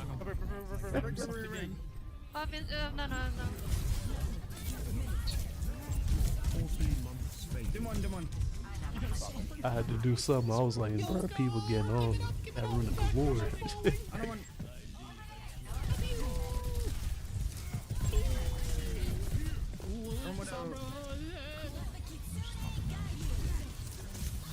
No nade. Go deep here in 2 seconds. I'm going for break. There's up here. I'm trying to heal you. I don't want nice. Damn stone. For a sec. Demon. One down. Help me, cook. Holy shit, my FPS is hitting the ground. I don't know what's happening. Bring one. Just Tracer. Nice. Get scared. Scared too.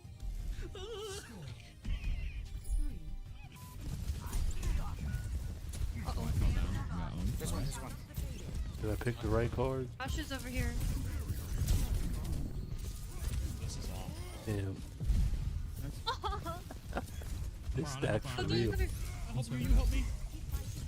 Yeah. Oh, never mind. You're in 2 seconds. TBD guys is safe. Hanzo or Anna have.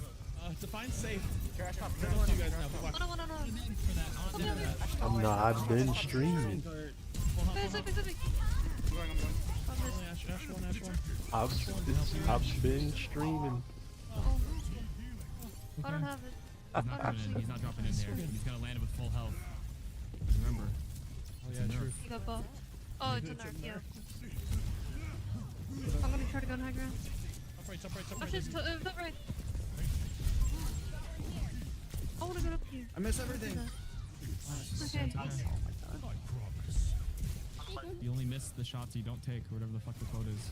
I missed those too. Miss every shot that you don't take. What happens if you miss the ones when you do take? Fair enough. You play a different video game. Play Stardew Valley. I feel like I'd miss in that game too. Lego Star Wars. I just play Lego Fortnite. What's up, Oh, they suit. Yeah, I'm we don't have sport. very deep. Alright.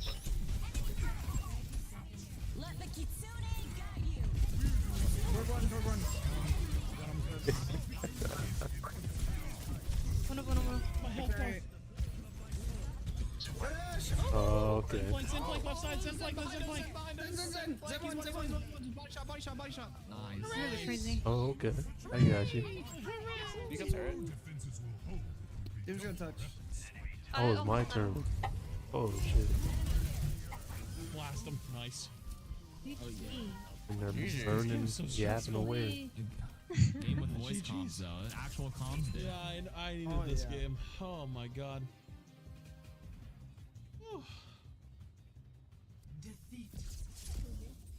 Fucking fan. What do you even do?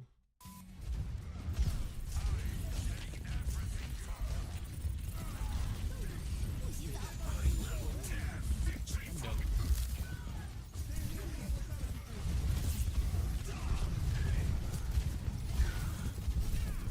Oh, okay. Yeah. He's one. That Ryan can't complete it. Maybe.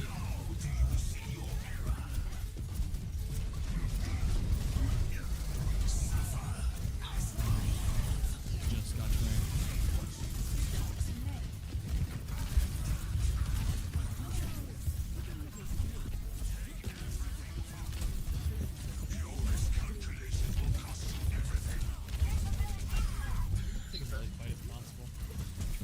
Maybe Blizzard wasn't there now. That's probably coming in a minute. I've checked. I'm saving. Next wall. That's probably what we're gonna do.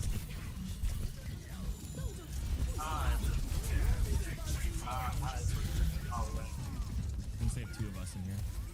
Oh fuck.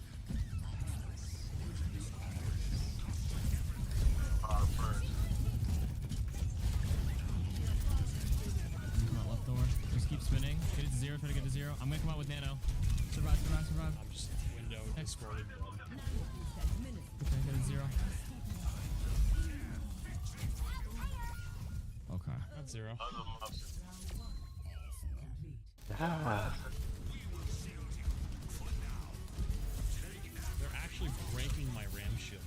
noticed, chat? Popular. They want you. Like, my ram shield is actually being broken every time. Nice one. Bring Milky. Bring Milky. Someone's above us.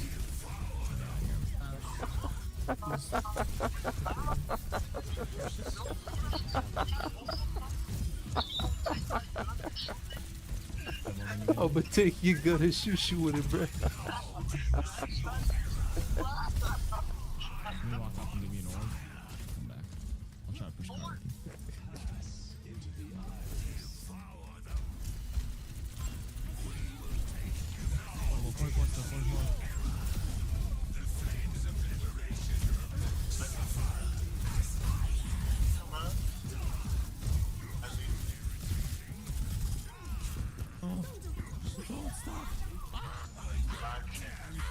We push him in. Oh, okay, we're good. I'm all on you for now.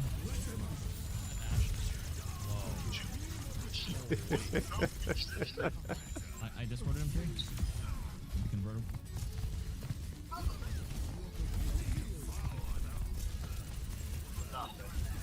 No.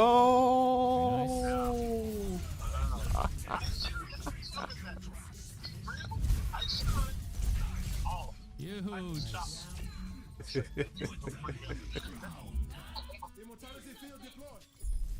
Score 3-3. Over there. I'm shooting you with your own gun.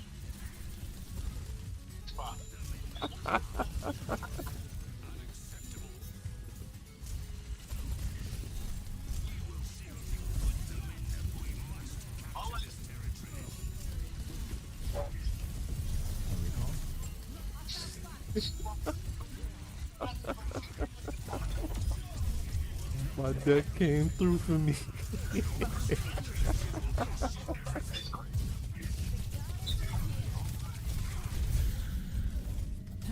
Yeah. These aren't even fun anymore. Hey, I'm believing this. I'm believing hard.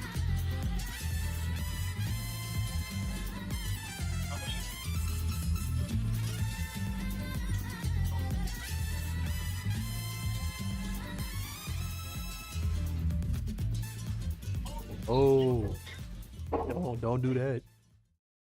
Don't say that.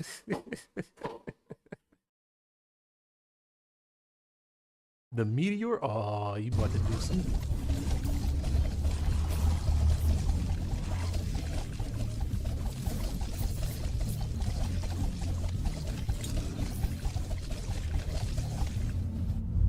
I'm a fucking god. I think we're gonna go with shurikens. Yeah, that was definitely the right call.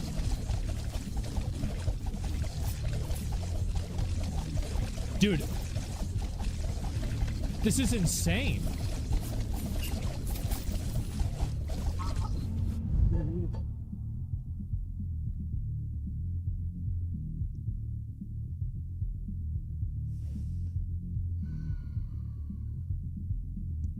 I think I should re-roll. I'm gonna be honest, guys. I think I should re-roll.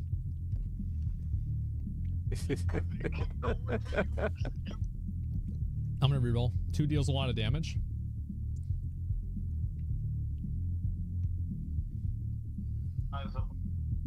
Two is crazy. Okay, let's do it. Oh, damn.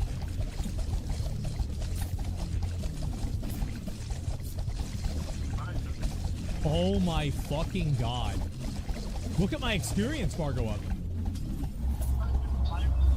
Hey, do you do this? Holy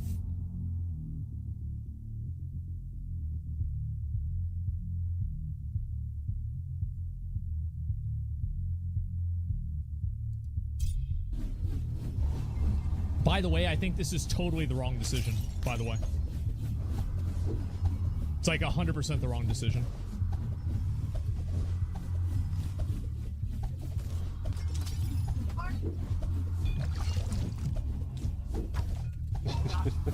Wait, that was the boss?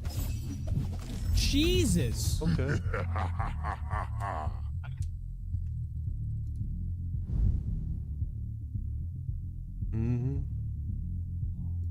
Oh boy.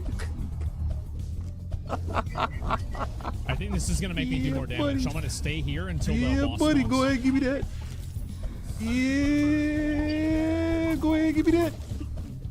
You ain't got another one. You can't have another one. You can't have another one. It's mine.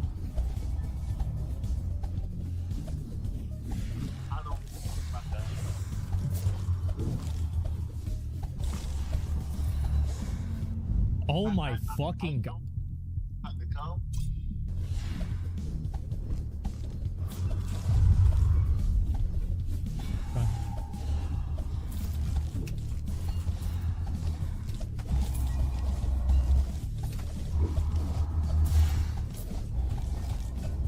I don't know if I can live Where is one he? turn.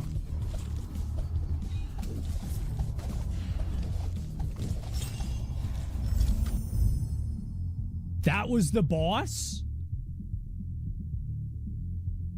Holy shit. I can survive one turn. Dude, this guy's insane.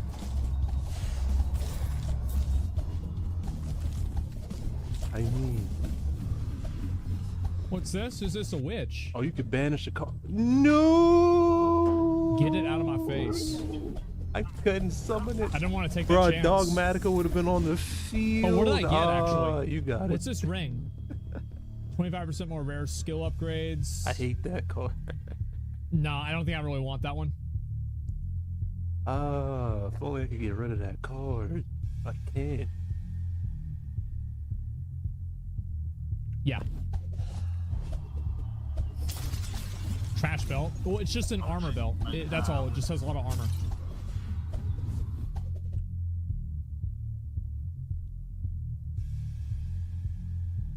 Yeah, we'll go with that. Jesus.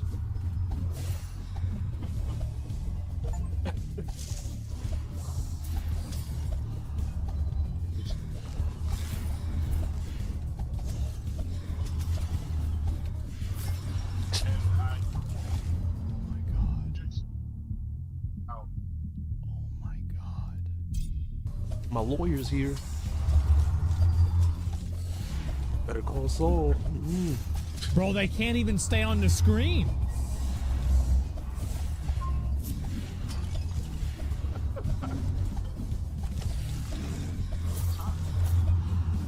Well, you know, turn 11.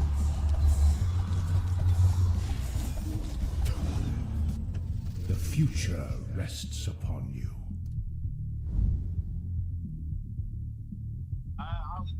Hey, you know what's the I think crazy probably thing? Deadcock, It's right? the same deck. It's the I exact think we go same with deck. this. It's the exact same deck, my boy. Random blessing for. Okay, all right, let's try it. Yeah, let's try Like it. Why not? 45.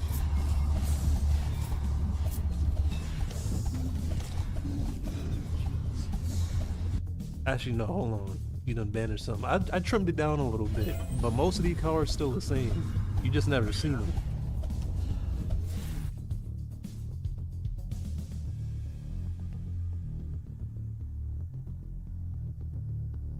I'm gonna go with that.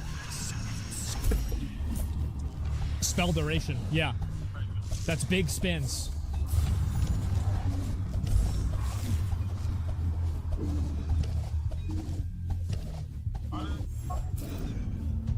Gifted by Winter herself. So you intend to siege rather than fight openly? Cowardice. Let me show you how a real warrior does it. What the fuck? Okay, we'll do shurikens again. Oh, hold on. Hold on. Hold on, brother. It's a lot of Flag damage. gonna play. I actually just got dicked on pretty hard there. Flag gonna play. You gonna summon some bullshit, you 500 life points.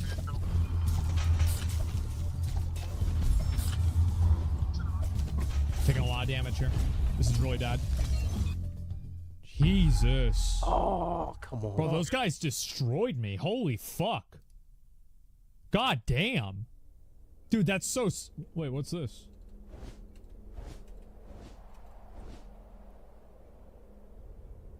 Where'd my damage go? Well, it's because they have shields. Why do you stare, warrior? You're what? The metal arm and everything. Can't be. You're Kront, and you called me a warrior too. Calm down, take a breath. If you hear it. A lot to explain, but try best. Okay. You just go and kill death now. We'll talk more later. Shit. Stay going. Oh, okay. Who the fuck is this guy? Sign of the Meteor.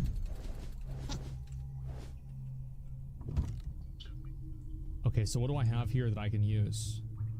Is this a two-handed weapon?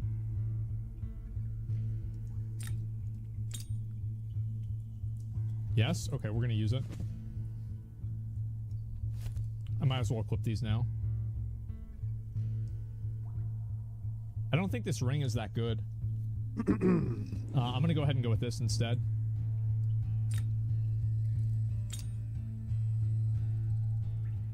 Thank you for your contribution. Okay. It's very good. It didn't seem that way to me. I'm taking your gun again. And I can't buy a weapon for him either. Fuck. I'm taking your gun again. I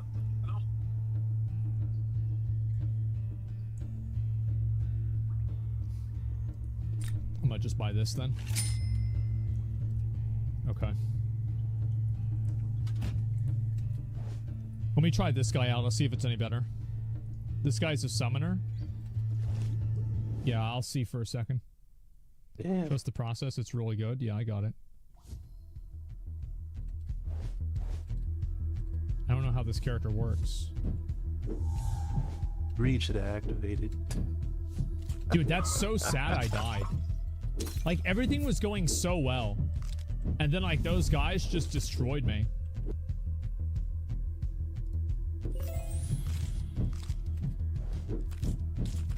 It's just those big knights were too hard to kill.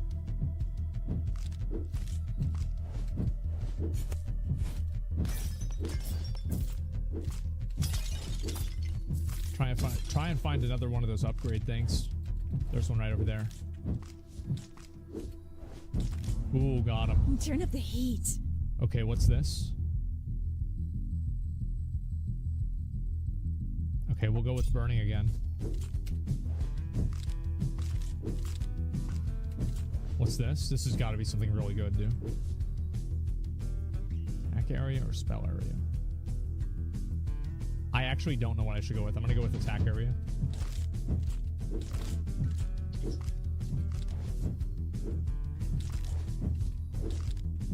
Okay. Nothing. Why Fuck. can't I summon him? I should be Also, able to like, he summon didn't him. have a weapon. Like, if I had a weapon, I think That's I would have been way bullshit. better off. But I didn't get a weapon, so it kind of fucked me.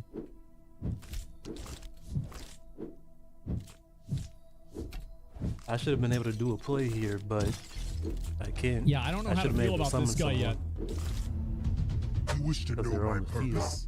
To hell with you. A He's got mortal the who other begs the gods is no more than a worm below their feet. Okay.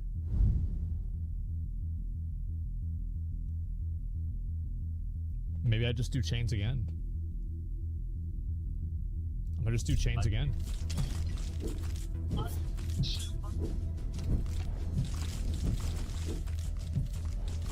Oh. Okay. Jesus, this guy dies really fast. I'll rematch you, but I'm gonna take that. It only ever does one I'm gonna take that one. I'm gonna take that. I'll rematch you, but I'm gonna take that Always one. looking out for you mortals.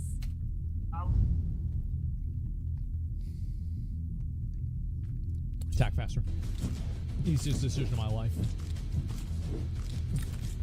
That's crazy. That's crazy. Okay. Yeah, I can't use any of that. Yeah, literal easiest decision of my whole life. See, I wish I had gotten that on him. On that big guy, like, I would have popped the fuck off. Like, attack range would be nuts.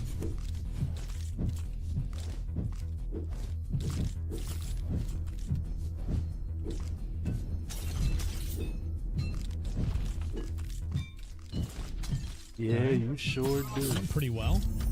Allow me to interfere as guards typically do. Okay.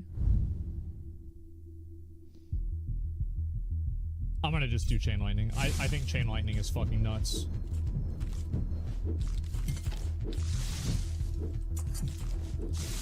Yeah, we'll get that.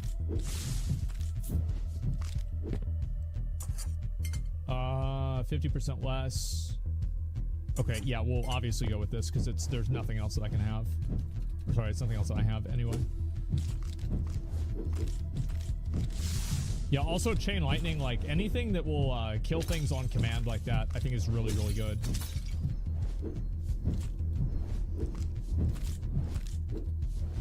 I really want to find something better though. Like, I remember I got one that gave me increased experience.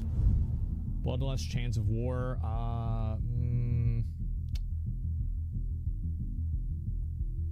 I think we're gonna go with Shurikens. Just so I have it, you know, that way I can just like keep upgrading it later on.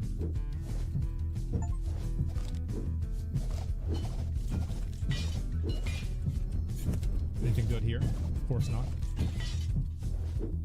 Yeah, I think this character's actually pretty good.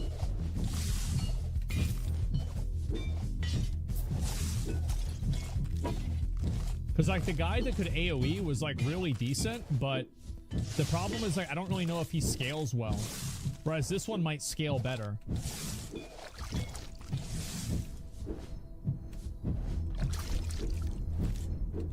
Go all the way down here.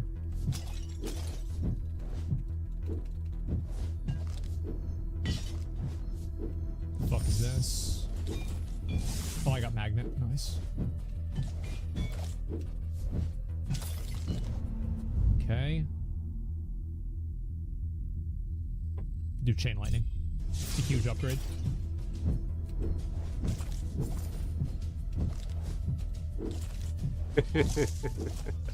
I think also I need a way to get health back. That's really the big problem.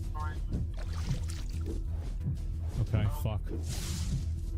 Alright, let's see if I can handle the oozes.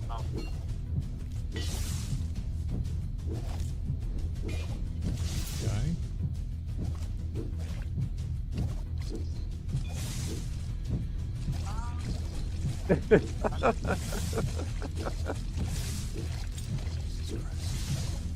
Oh shit. Okay, brevity, spell speeds or cooldowns are faster. I think I'm gonna go with that.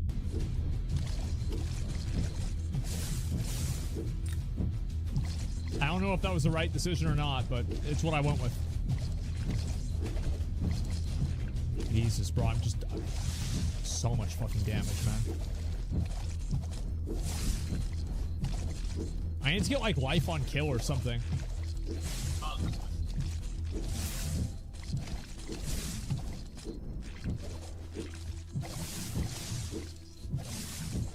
I also still don't even have a weapon either. This is rough. Okay, let's do Shurikens again. I'm feeling really confident about that one.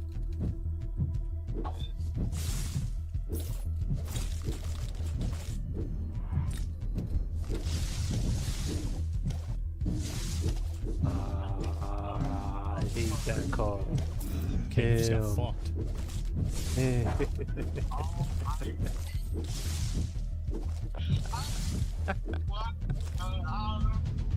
Alright. The Shurikens? I don't know.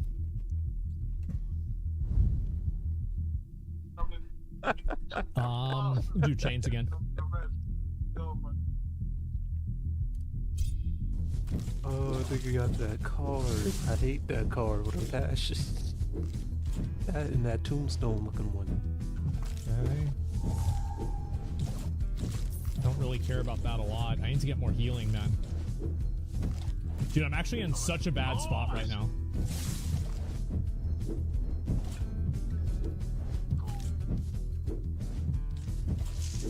This is so fucking stupid, man.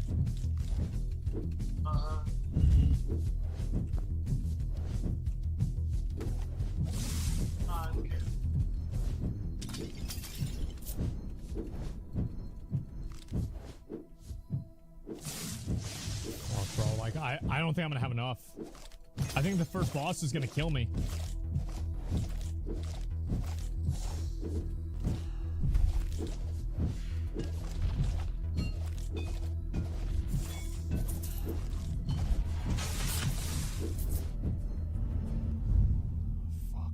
Fuck.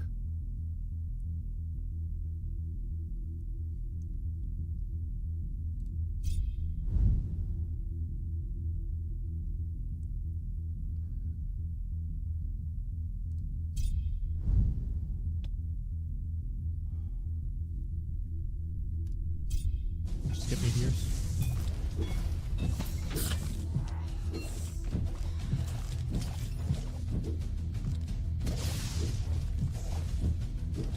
I'm gonna turn shit around, boys. I think it's at 7 minutes that they spawn. You got 2 on the field? Yeah, damn.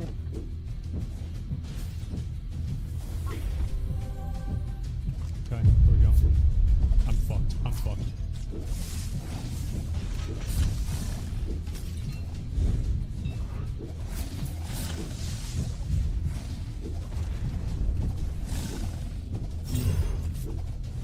Killed one.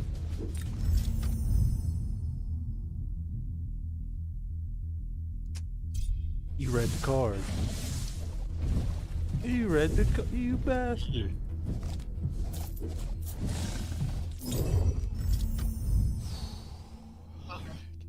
We got him.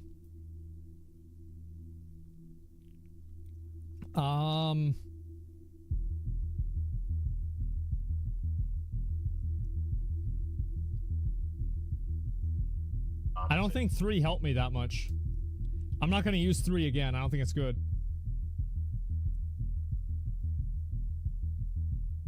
It stacks it all? Okay, alright, let's go. Let's go with it. Alright, now this one.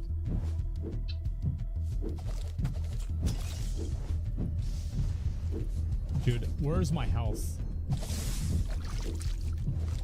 Okay, I got 1 heal there.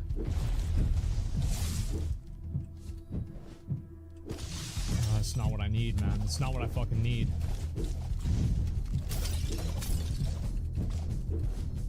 What's this? Okay, I got a magnet. That's good.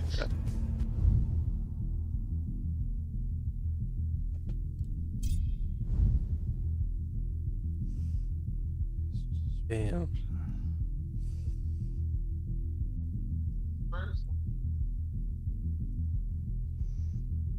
I don't know, like...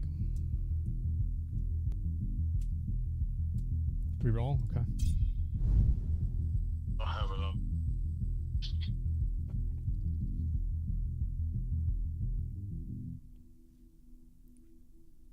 Reroll again. Just gonna go with this. It's fine. It's fine. It's fine, guys. It's fine.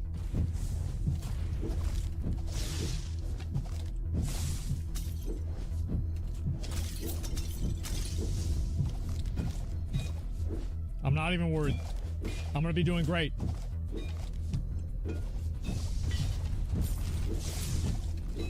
I really didn't need to get hit by that.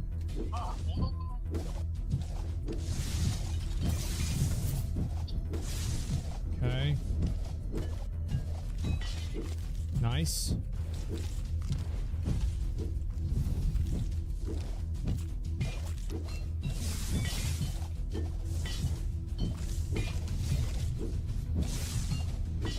I have invulnerability right now, so I should be okay. I will be okay. Okay.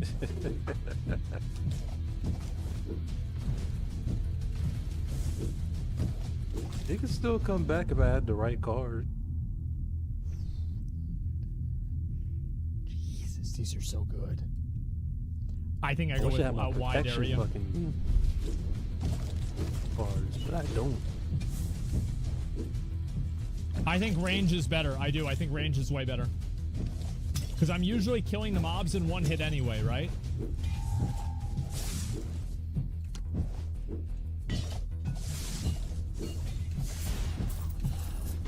Okay.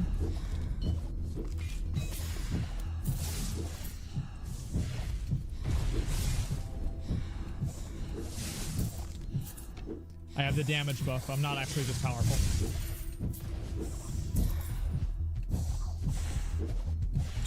Try loot that. Critical strike. Ah, man. Like, I think...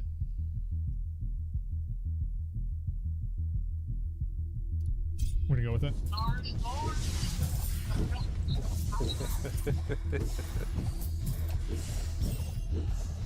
Okay, not too bad. We'll just do attacks. Okay, on the positive side, I am back up to 50 health.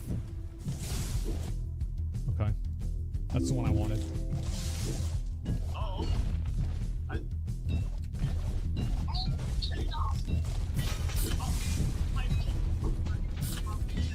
Okay. Just ban everything. What's in the box? Oh yeah, it is.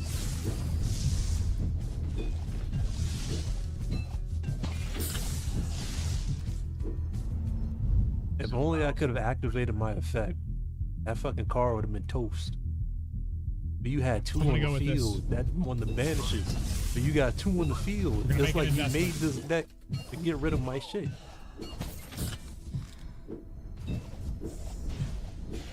Oh. I need more spinny boys, man.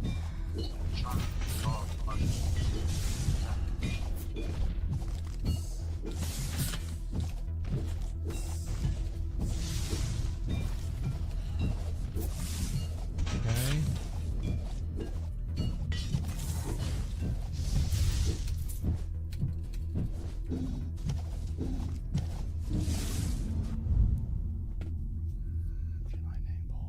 I think we go, I think speed. Because it's like literally doubling.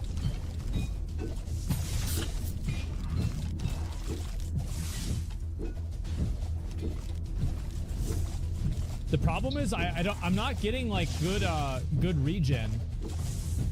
That's what I'm really getting fucked by, is like regen. If I get better regen, I'll be That's fine. my life. Battle right there. That's still my turn. That's crazy.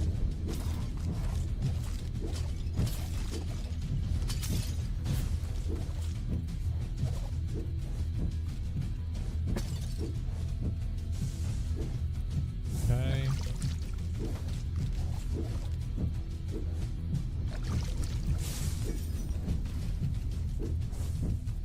Where are those boxes?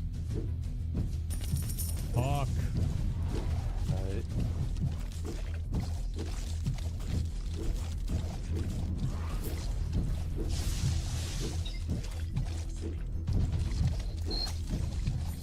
You got that one. Alright, this should be fine.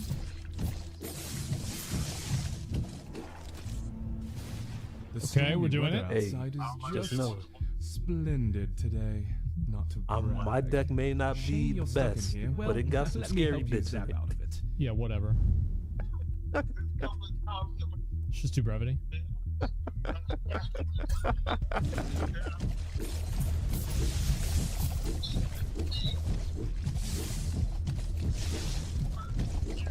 Dead. I'm actually dead.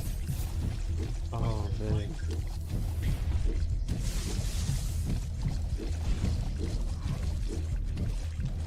Yeah, my deck ain't built to stuff. Well, it can. It just. I think that it's just a mistake to scale I melee didn't have a damage. protection card. I'm gonna Some be of the shit honest. was I think just- it is. I think it's just bad.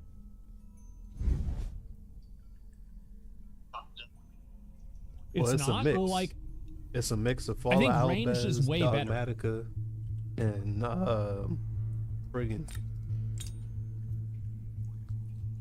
like every time I play ranged, I think I do like 1,000 times better. You made the wrong decision like 10 times. Well, how am I supposed to know that? Should I put it here? Okay. You don't have a weapon? Oh, I could buy this. That's true. The Spriggan deck is nice because, like, that ship, it just destroys cards. it's definitely better than what I have, right?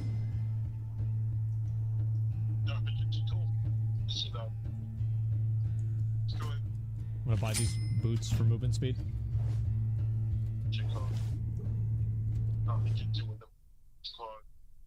You double tap your dash almost every time during the slime phase. I did that on purpose. And also, like, my hands are just very jittery. Like, I always have, like, very, like, shaky hands. So, like, I'll just naturally double tap because I'm that kind of a person. I just can't not do that.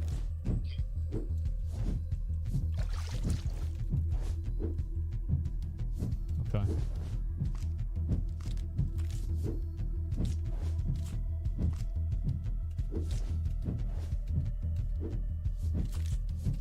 So I think this time we don't scale any of our base attack. You saved my life. Because I think base attack is just not worth it. Straight up, I think it's bad. Because like during my psychosis, like that brought me back. Like that shit had me on like A game. Like, yeah, that one night that I beat you was an anomaly, bro. That shit shouldn't have happened. But I was so in tuned and focused. I'm gonna try this instead, see if it's any better. Maybe it won't be, but we're gonna find out.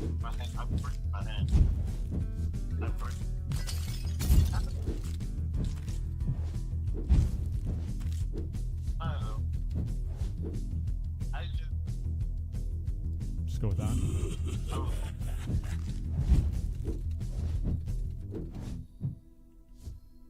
Right. You go spell projectiles.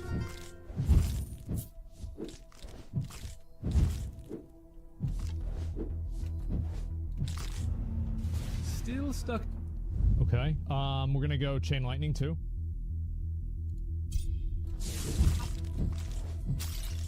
Yeah, we're going all damage into spells.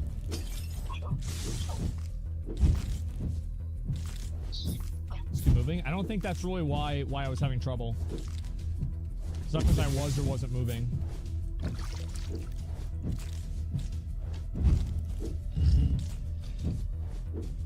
That is true.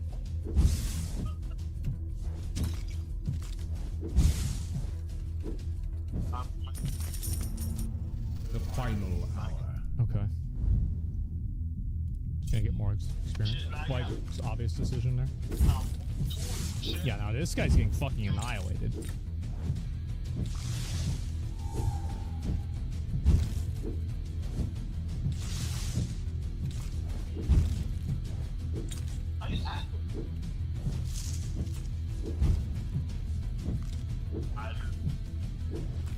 Okay.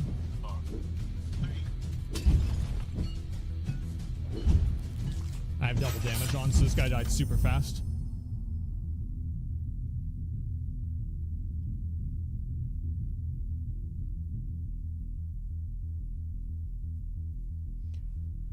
I think I'm gonna go with this for more experience. Yeah.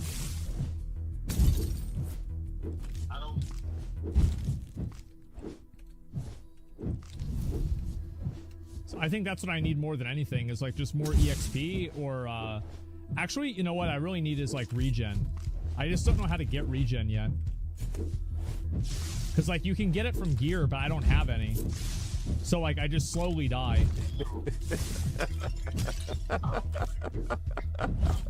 Justice. I'm gonna go with this.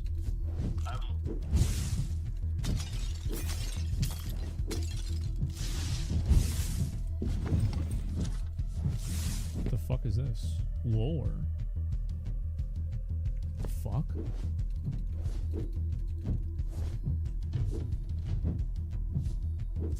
Turn off auto attack? No, it's fine. It's fine.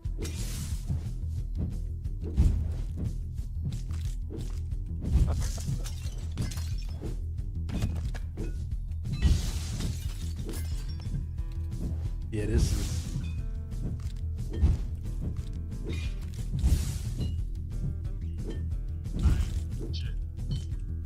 Having more movement speed probably is a big reason too. Nothing out of that grave.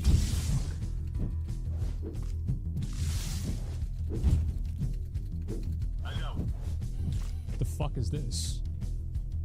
We're gonna go spells. Yeah, we're going all in on spells this time. Like, attack damage has failed me 2 times in a row. I think we're gonna go in on spells. That'll be better, hopefully, at least. That's true. I'm gonna go with that. Dash recharge. Ooh. I only Okay, got the summon that nigga. I could have killed you, but I wanted do to chain summon lightning his again. ass.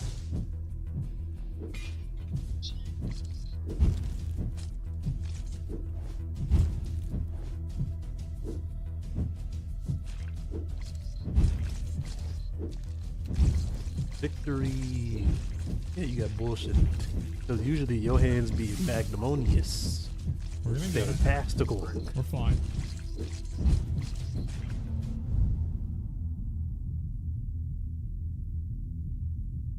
Nah, you still good. There it is.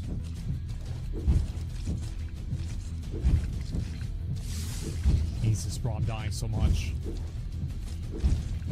Getting dicked so bad. There was some good duels. I feel I'm about to die. Yeah. Time is all about the rules. No, of the I'm on universe. PC. getting Even they fucked, decided man. to jump in with some blessed. But Okay.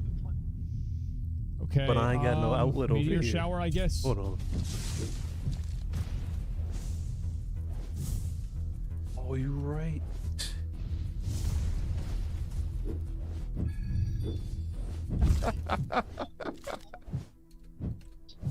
Okay, this is where I get the experience.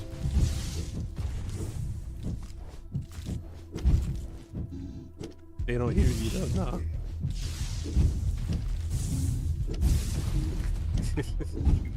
Okay.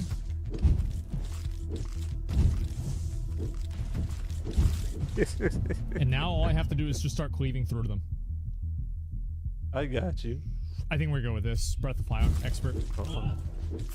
Yeah, that's way fucking better.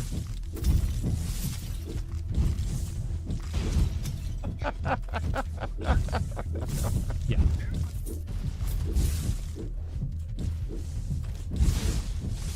Not getting any more buffs, bro. We just do this. I respect that. This is how we play. This is how we play. Right here.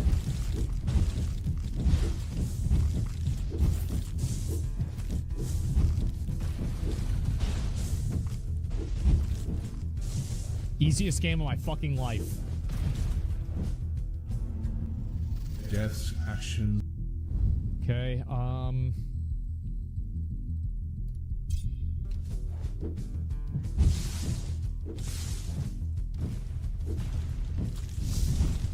want to get a heal, man. I want to get a fucking heal.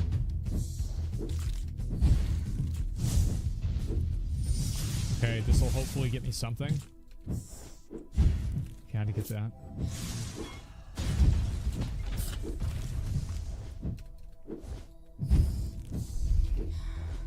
Jesus, man. I'm just getting fucked right now. I'm getting fucked so hard. This is insane.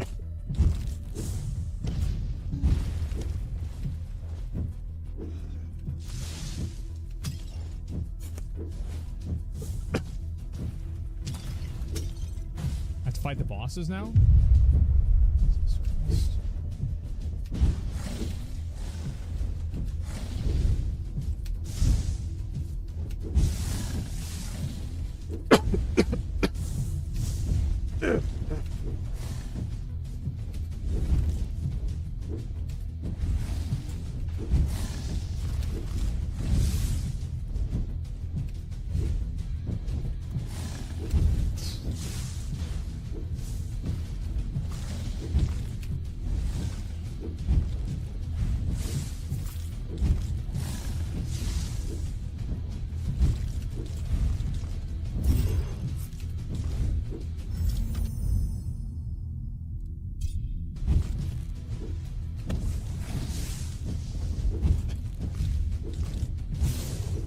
All right, we got it.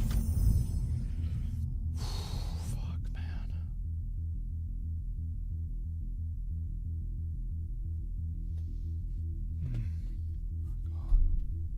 Wow. I really don't know.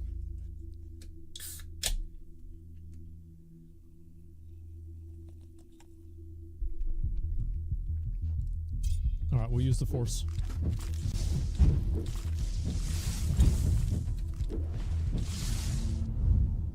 Dead cock. Okay, let's just do more experience. Honestly, I think this is the one where I win.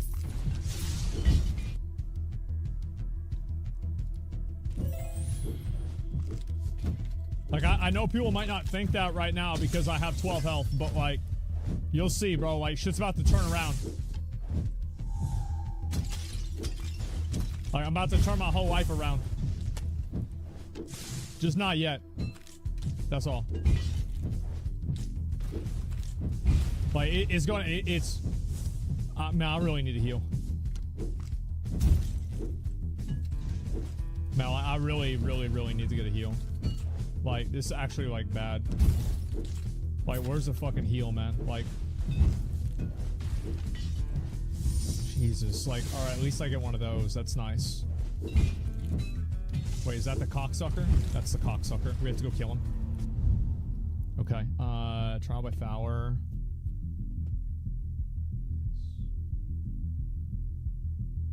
I don't think any of these are good. I'm gonna alterate.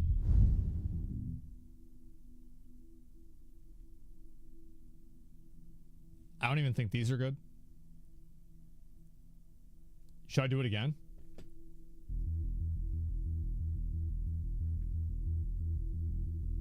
Oh shit. I'm gonna alter it. Oh shit. Go with this.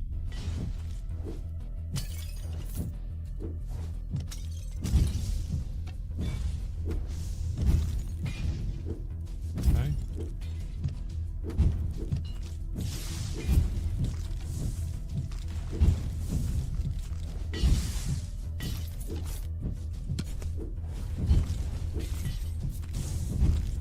Powerful ass of conclusion. Okay, I need that.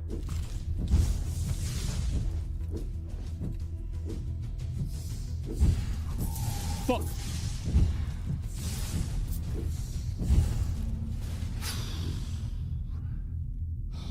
Fucking dead. I'm fucking dead, man. I'm fucking dead.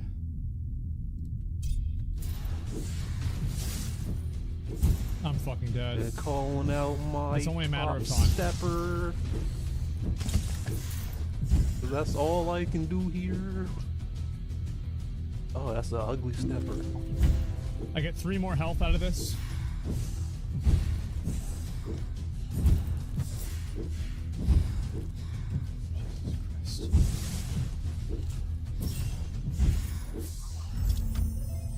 We can't reach you. That's an exception. What's this? But who are they talking to? Oh, hey, hero. Oh, we nearly forgot you were there, it seems. Oh, where were you headed then? Fuck.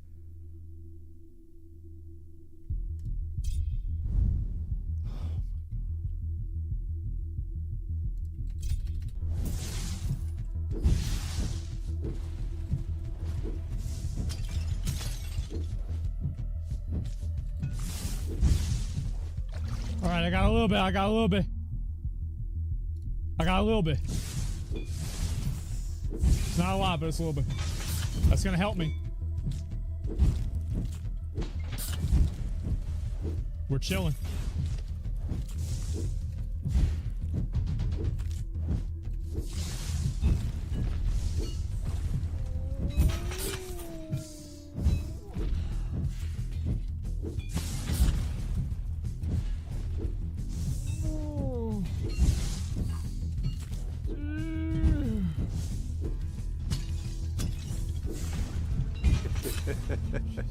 Be thoughtful about your ways. Choose carefully from what we offer.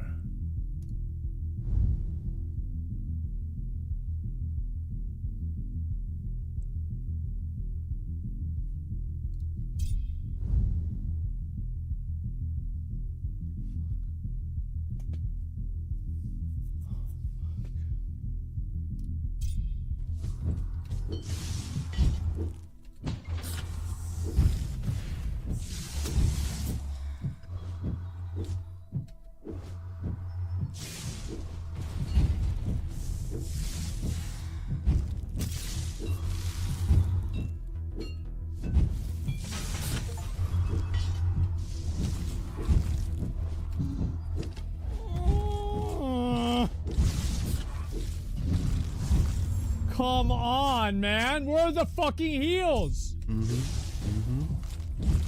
I got you. I got you.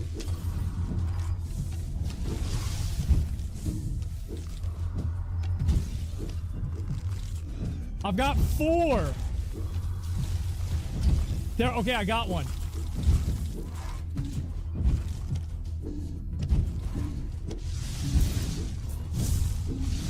Okay, good. Just follow your heart. All right. We're gonna turn shit around. We're turning shit around right now. We're turning it around.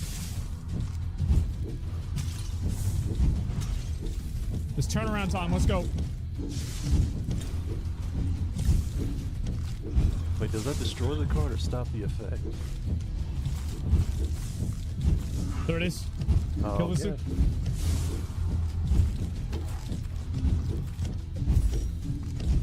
Okay.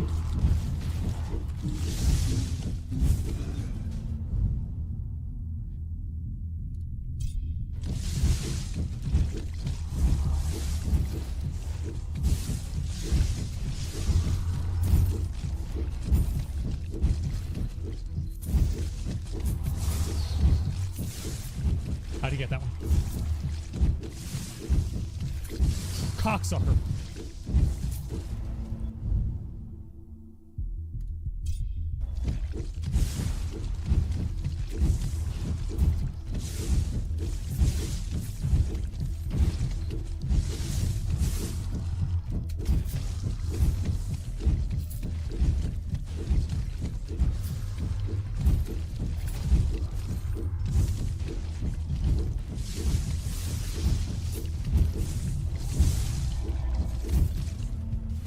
What is it? Right.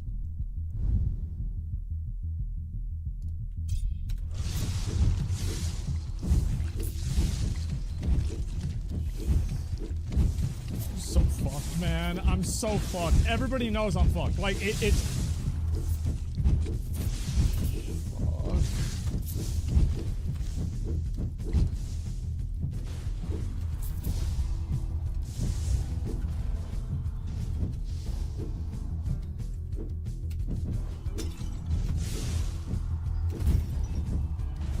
Let me have this, bro.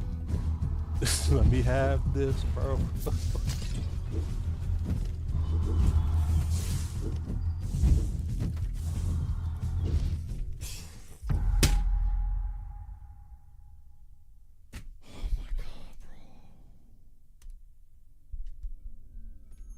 I just cannot fucking live, man.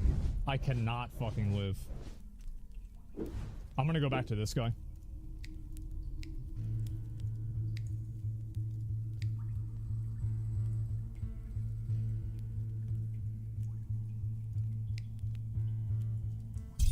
I'm gonna go back to this guy. Like, because at least, like, with him, I was doing okay. Right? And I got this axe. So I thought to myself, like, okay, well, I should use this then. The problem is that I need something to where I get health back. Like, I'm not getting my fucking health back. Like, that's how I'm getting dicked, man. If I could just get my health back, I wouldn't get dicked.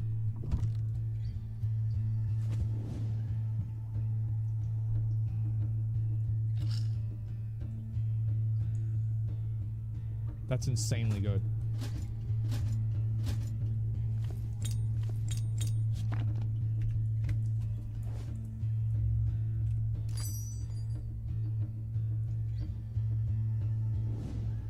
I'm just gonna buy these. It's better than nothing, right? It's better than fucking nothing. Jesus Christ, look how good that is. Oh my god.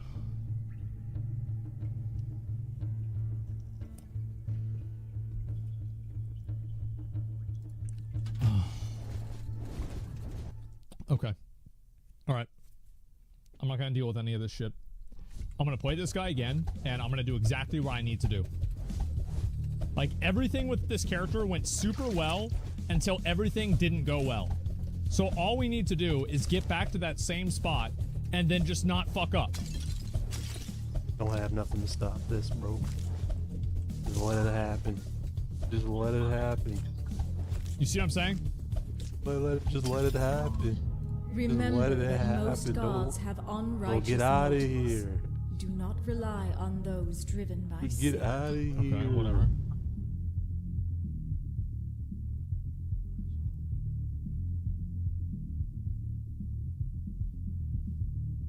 I think we should re-roll. That's why I told you, bro. I knew I needed to do that.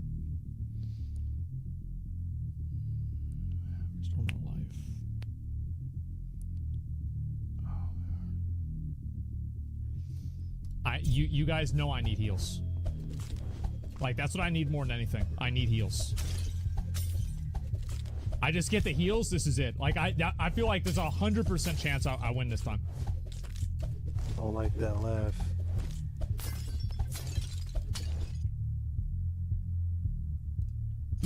Probably 200% chance.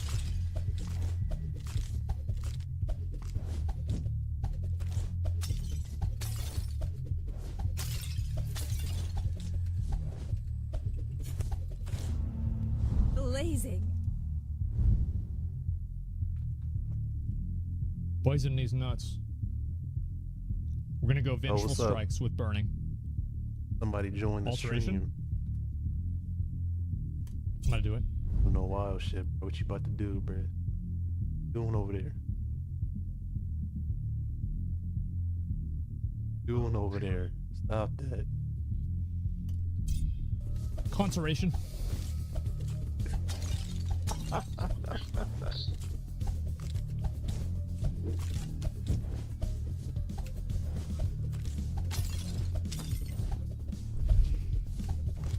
What's this Lord. hair? Is this fast? Oh, I have 3 jumps now.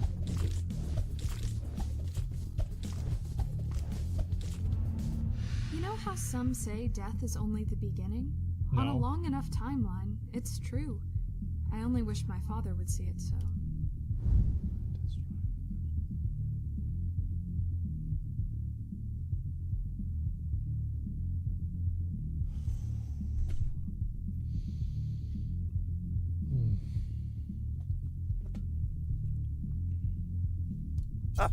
You're right. All right. All right. Tax me. Yeah.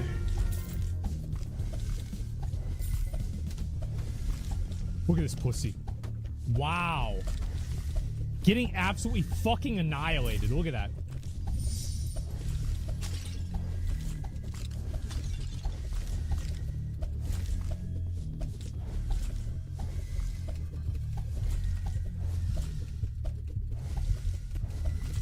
I gotta get that experience thing, man. I need that fucking experience thing. We understand that mortals need time. Dan, you don't understand? Shut the fuck up. We're gonna get more experience.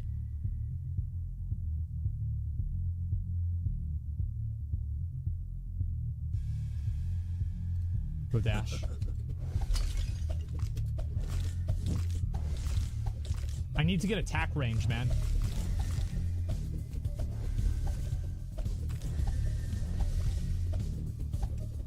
Bro, I'm getting fucked. Whoa, who's this?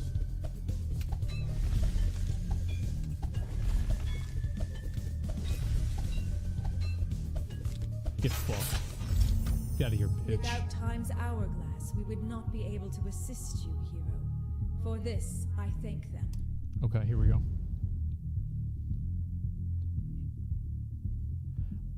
Should I do this?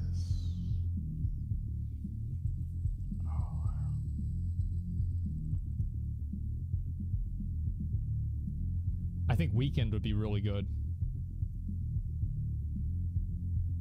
2 for bosses.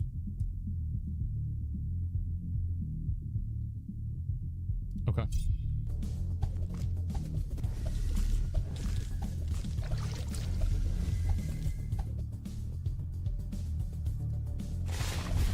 big dick attacks. Big dick attacks, guys. We go all attacks all the time.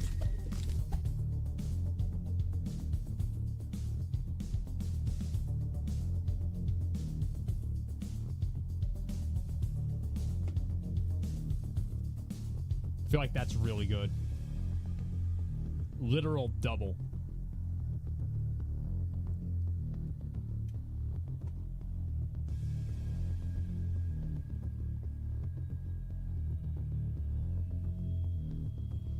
I'm gonna do it. I think that having that much experience is so much better. Like, it's gonna scale way more over time.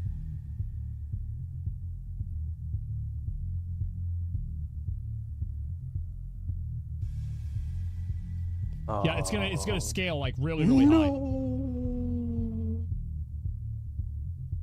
I think I just go with spell damage. One for dodge. Oh yeah, you're right.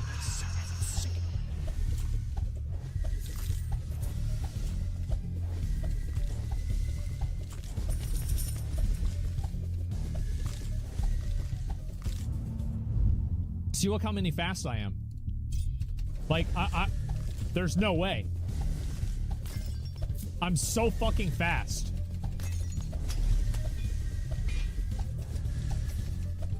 It doesn't matter.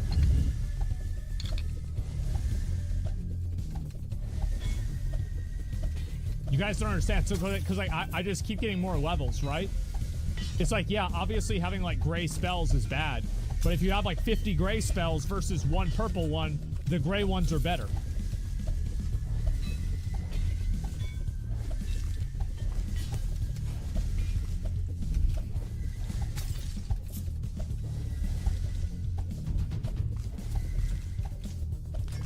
Not in this game? No, it is. Death. Bro, listen. I should have summoned the extra nigga on the field so I could get a swing off. You about to but see I what's was gonna too happen. late. Just get ready.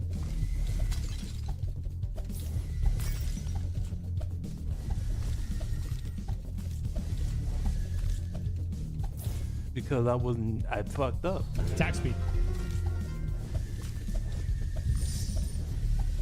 Watch, bro, get ready. Y'all ready? What's up on YouTube? Drop a subscribe or whatever. Hope you're having a good day.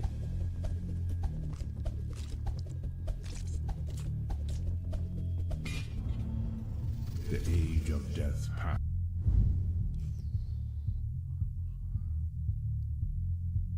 Follow me on Twitch. That guy Malachi. Stream every day.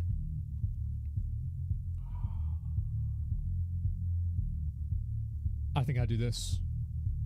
Because I'm already getting more experience. Because now it's multiplied, right?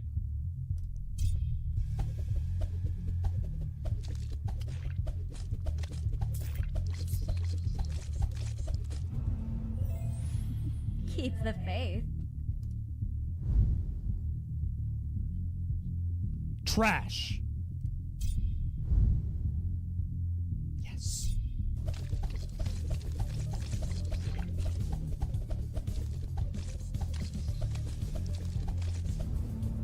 What Mort offers is a fraction of death's powers.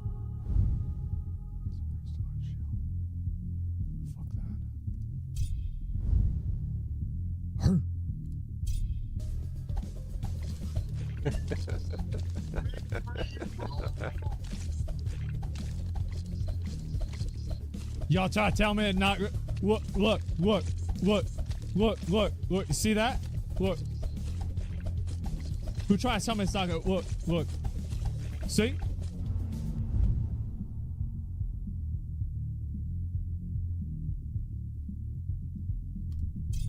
I'm an alteration now. Because I'm leveling up so fucking fast, I'm gonna have that buff up 100% of the time. Think about it. Think about it.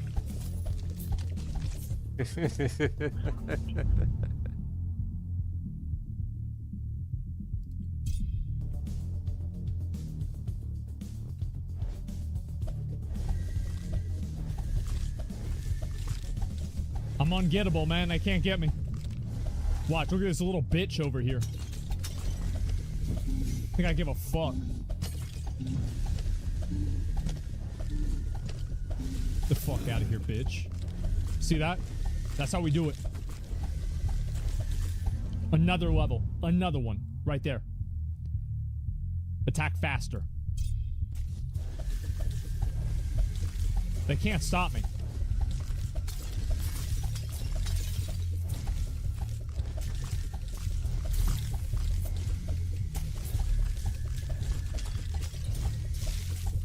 Look at me. Look. Go there. Life. Look. You got this one. Another one. See, look how many levels I am. Y'all trying to tell me I'm stupid. Sooner. Think about the math. I should have summoned the extra.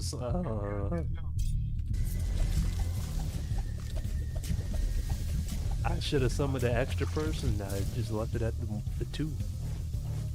Bro, I'm playing Path of Exile at this point. That's where we're at.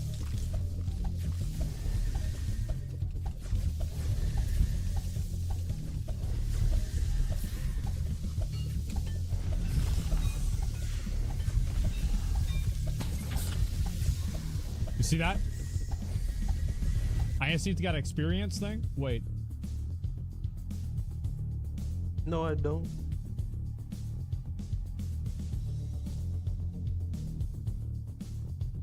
Yeah, no, I'm done. I might as well surrender, bro. I can't even summon nothing. I'ma surrender.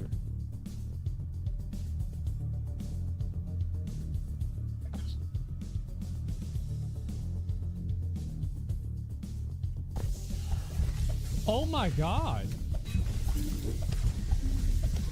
Surrender, bro. Can't summon nothing. I'm out of fucking control.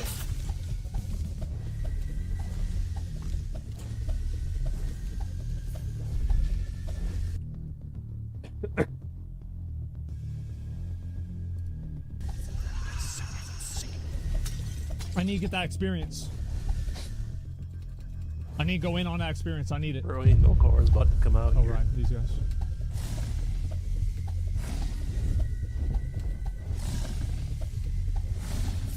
Look at these pussies. Can't handle the fucking battle master. Look at this damage.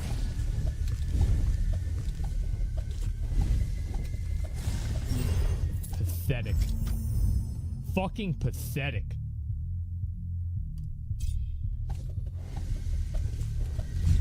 Like I give a fuck, bro. Like I actually give a fuck. I'm already healed up.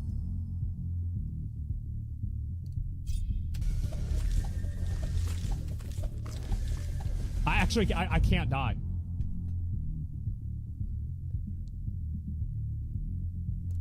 Look at this. Wait, who's this? Who? Wait, hold up. What? What?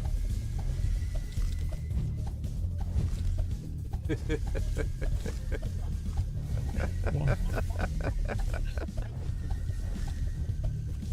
I was trying to tell you guys it was from my level up, yeah. Nah, you go ahead, go to sleep, bro. Yeah, I gotta do some stuff around the house. Alright, bro. Them some good battles. Does it like counteract? Like I don't know. Yeah.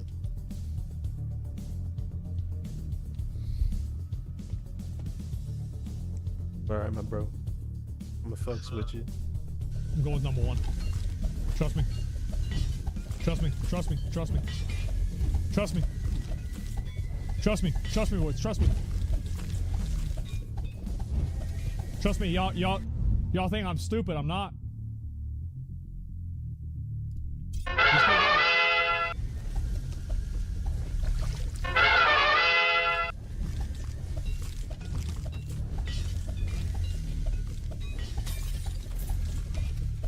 Look at this little bitch. Can't do anything. Just dead.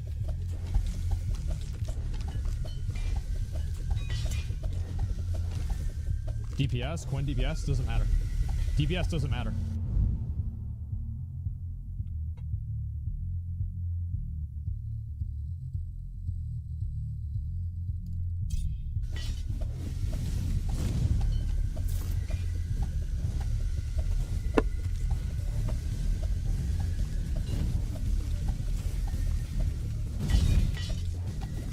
They can't stop me.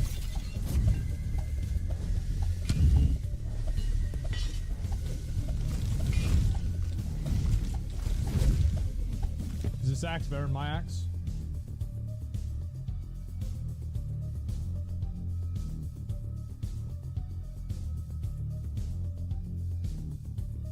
No.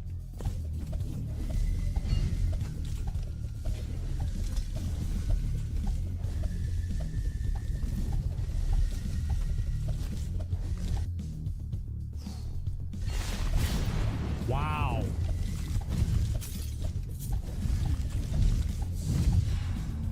Wow, I'm leveling up again?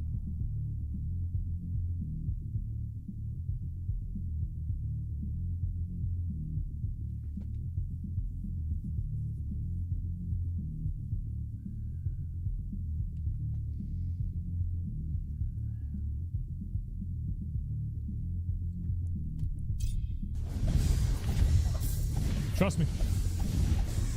Trust me, boys. Trust me.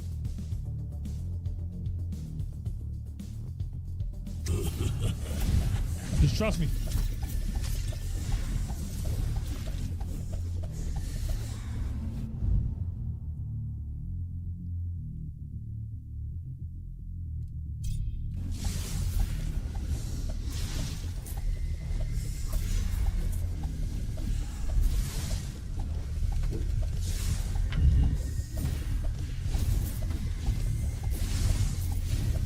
What was that? Conservation? Another one. Your quest will restore. Another one. See, this how fast. This how fast.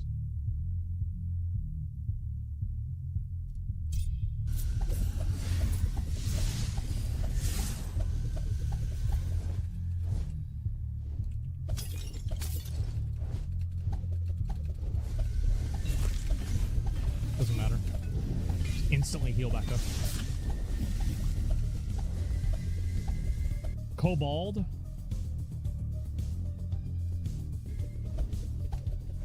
Okay.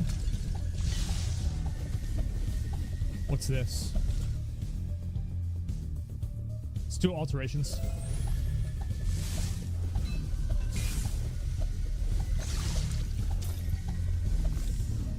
Another level.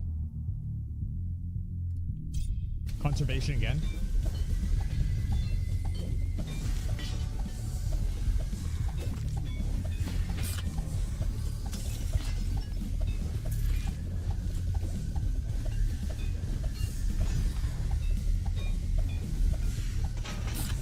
Okay, I'm still looking for that big buff.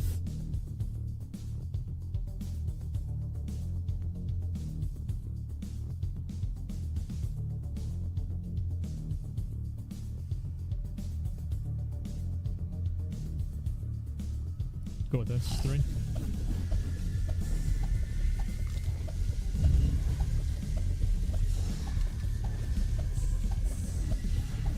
Is this one?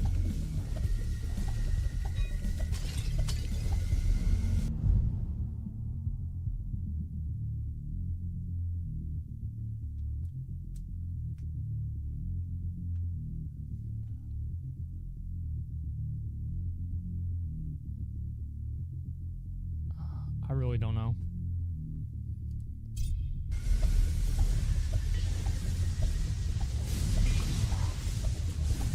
Oh, I forgot.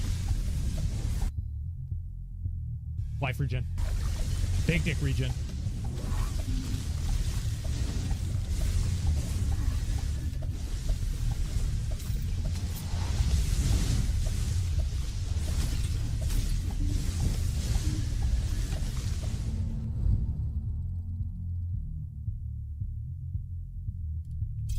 I'm gonna scale my attacks.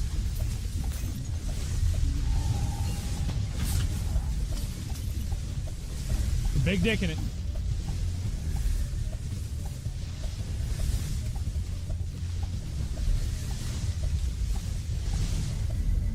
Oh, we are big dicking it. Let's go.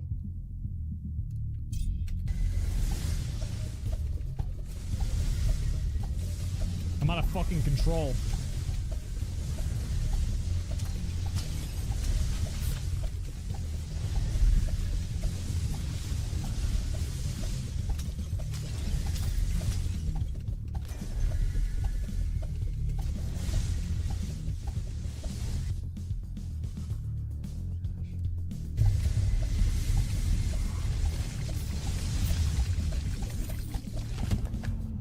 Hi again.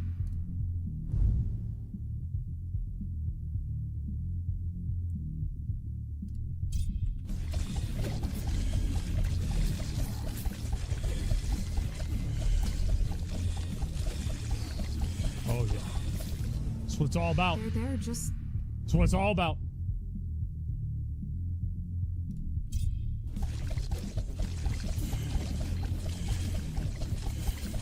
That's what it's all about.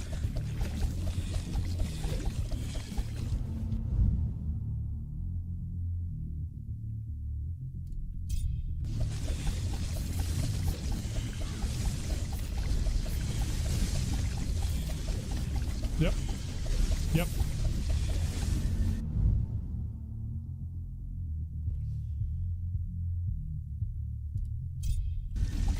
Too wide.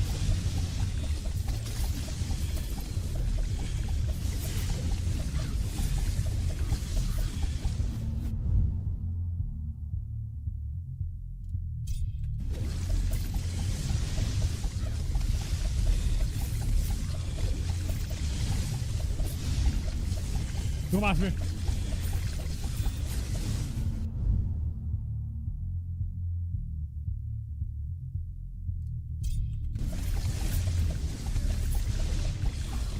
I want them all to run to me. That's why I don't want to go with the skeletons.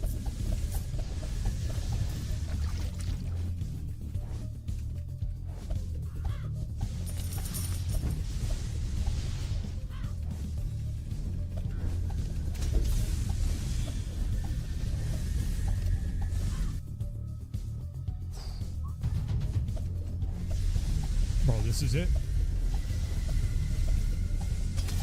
This is just a game. This is my life now. We're in a whole new world, boys. That was a boss, by the way, I just killed.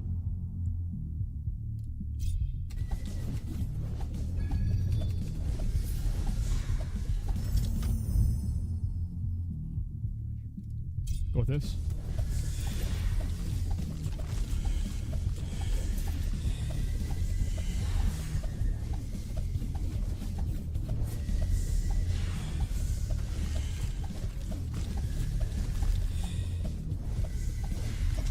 Three worst one, doesn't matter, shut up.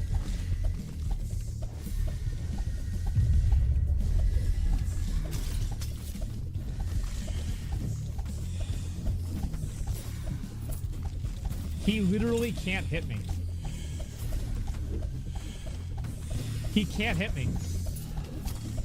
Because I just instantly destroy every projectile.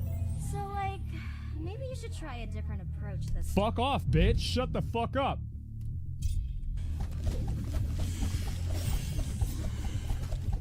Never stop. Go on, big dick. Look at this.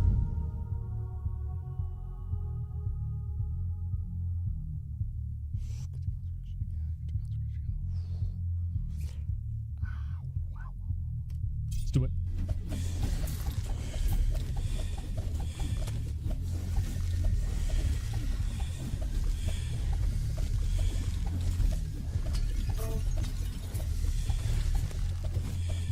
As soon as I get to the next damage shrine, I'm going to save it for the boss.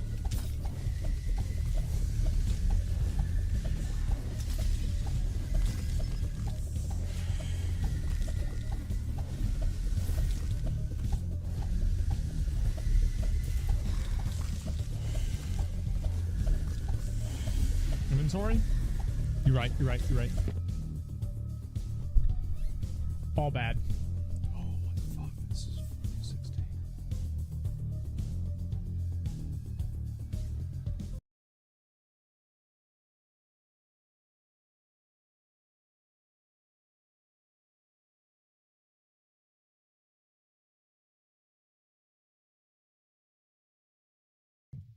So now that I've spent way more time on it, I've been reading catching up rather on a lot of manga in terms of with my Kobo. That is definitely the best e-reader for manga because it's the biggest. But shame you didn't wait. Why is that? Well, I don't know if I mean we're gonna get into it in a minute, but is Studio Wit about to, upend your One Piece restart by basically going we're animating it definitively, and this is gonna be the Wooly, way. my kid's gonna be an adult by the time they finish that. They said, I don't know what it means, but they announced where they're starting, right? Is that point the beginning? Yes. Okay. The East Blue Arc. Yeah. Okay. So I've been reading their One Piece, and I specifically caught up to Rogue Town, which is just past the end of the live action, and which is kind of coming up to the end of Romance Dawn, and would be the ending of the anime that we are talking about right now, which would be the East Blue Arc. Okay. That DeWitt is doing it. And people have been telling me forevers, which is don't watch anything, just fucking read it. Just fucking read it. Stop watching it, just read it. Reading it, did you know that One Piece is like really good? Mm-hmm. No, but people like Luffy. I like Luffy. Yada yada. There are a couple things though of note, specifically with its anime adaptation. The anime adaptation is like widely decried as being the slowest filler-filled shit ever up until episode 980 or something like that, where Toei wanted to put out a fucking episode a week for fucking 10 years, and they were going to do it no matter how they could possibly do it. So lots of filler, terrible pacing, constant flashbacks to things that you already flashback to back in the fucking same episode, pre-bumper, post-bumper, recap, just constant, right? And I watched like 200, 250 of that, and it's bad. It's so bad. I didn't realize how bad it was until actually reading the first 10 or so volumes, because One Piece, the manga, is fast for a manga. Okay. It's not just, the anime isn't just badly paced. The manga is fast as fuck. So so fast that I'm having to go back and reread pages because I'm like, how did Luffy get to this like position? Interesting. Oh, I missed this tiny off panel. I guess when a studio announces they're redoing a thing entirely, that is pretty much an admission of like, we did not like what we had the last time around, right? Like this might as well be called One Piece Brotherhood. Yeah. I think that's what we call these things now. Right? Okay. So, yeah. The One Piece art style also looks a lot better when it's drawn good. like yeah, the characters are like cartoonish and sometimes very ugly, but like when they're not like really, really badly drawn under the strictest time consideration possible, they look a lot better. Like every single panel that has Buggy on it looks great. Whereas in the TV show, there's some rough bits.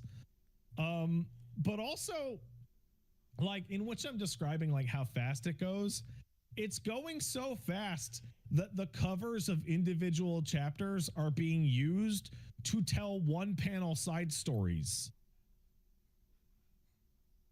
So like, interesting.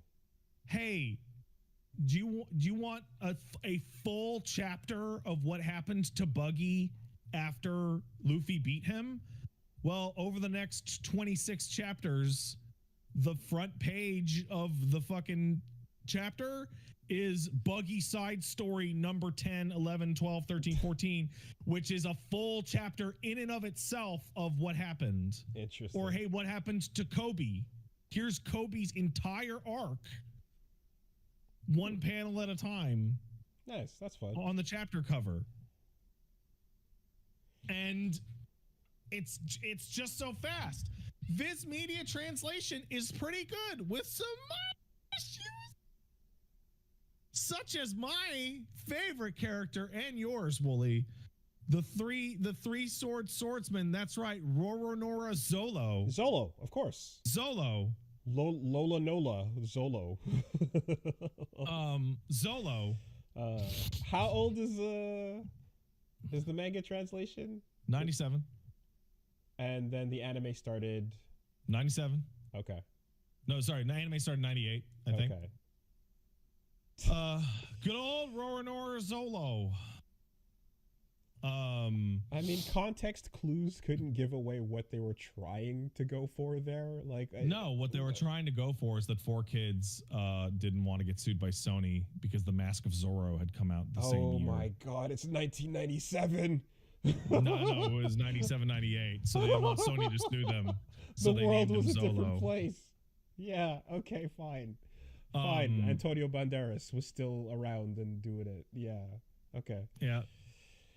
And there's also some, every manga adaptation that you go through, you always have a fun little time of like, hey, what got cut out of every adaptation, right?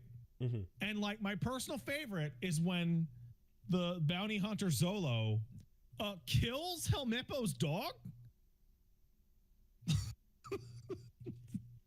And how that was never adapted into shit.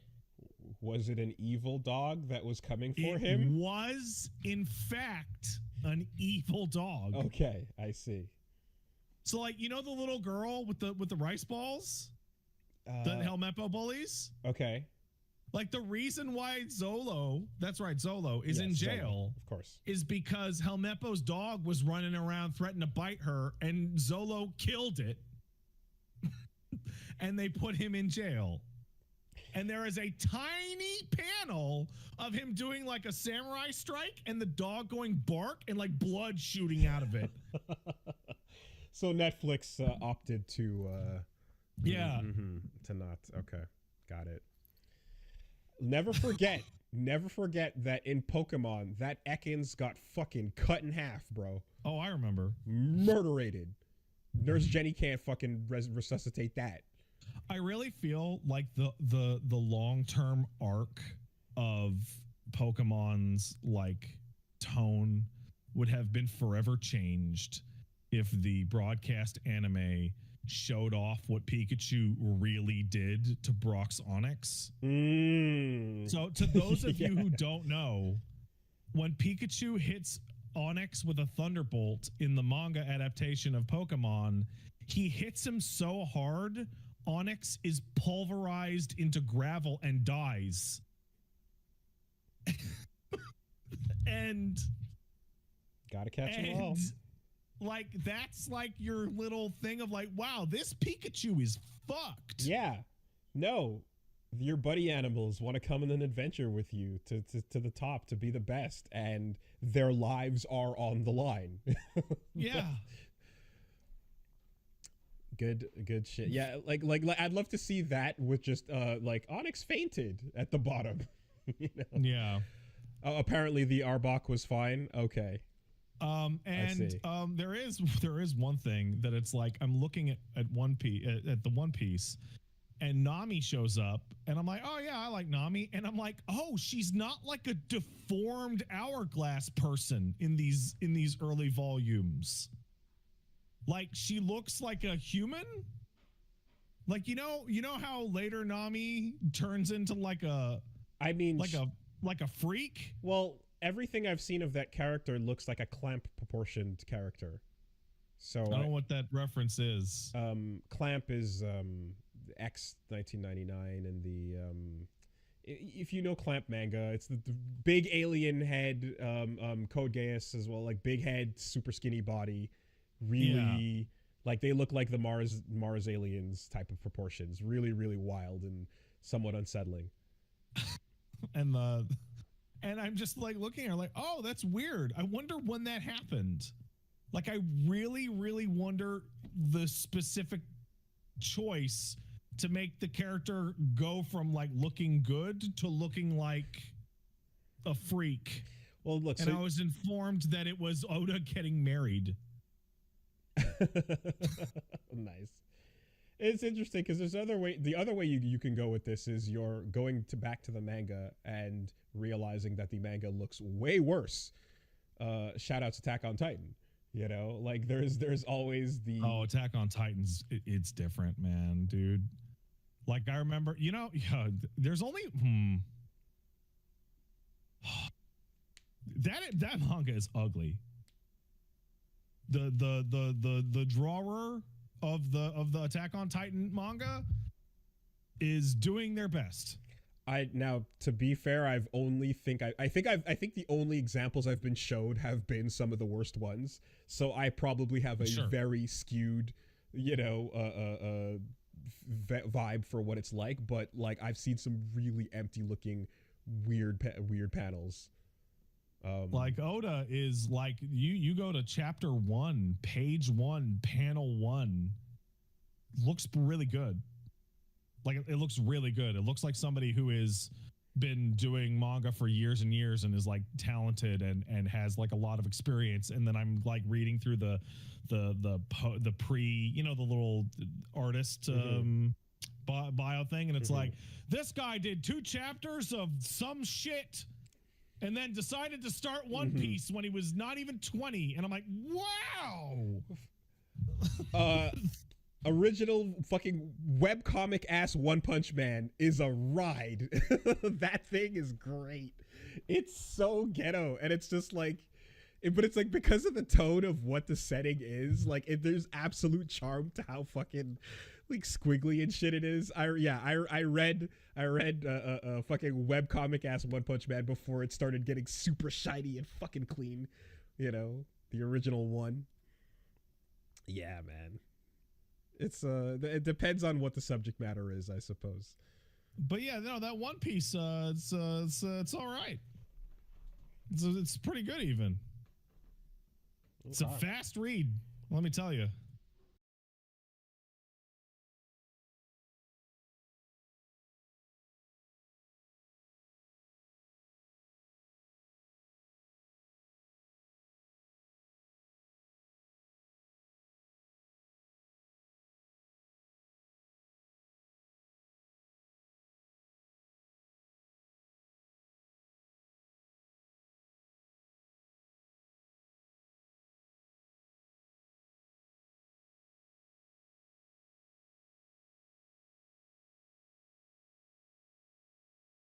Money back. Microsoft announces Activision CEO Bobby Kotick is leaving December 29th. Bobby Kotick will officially step down as CEO from Activision Blizzard on December 29th, according to Microsoft, and first reported on The Verge. Their departure was first announced last October. Kotick served as the CEO of Activision Blizzard for decades, the studio best known for Call of Duty. Kotick's leadership has been a bit divisive among fans, but they do leave a big position for Microsoft to fill. However, Microsoft has not confirmed a replacement just yet. Meanwhile, the rest of Activision Blizzard's leadership team will most likely remain intact. All these people I'm unfamiliar with. Phil Spencer also shared a dedicated memo about this massive shift. Spencer thanked Kotick for his invaluable contributions to the industry. Notable, Spencer also confirmed that no changes to the structure of how the studio and business units are run. Further, any leadership changes are only intended to provide clarity and accountability. So this might reassure fans that are concerned about any major setbacks as Microsoft moves forward without Bobby Kotick.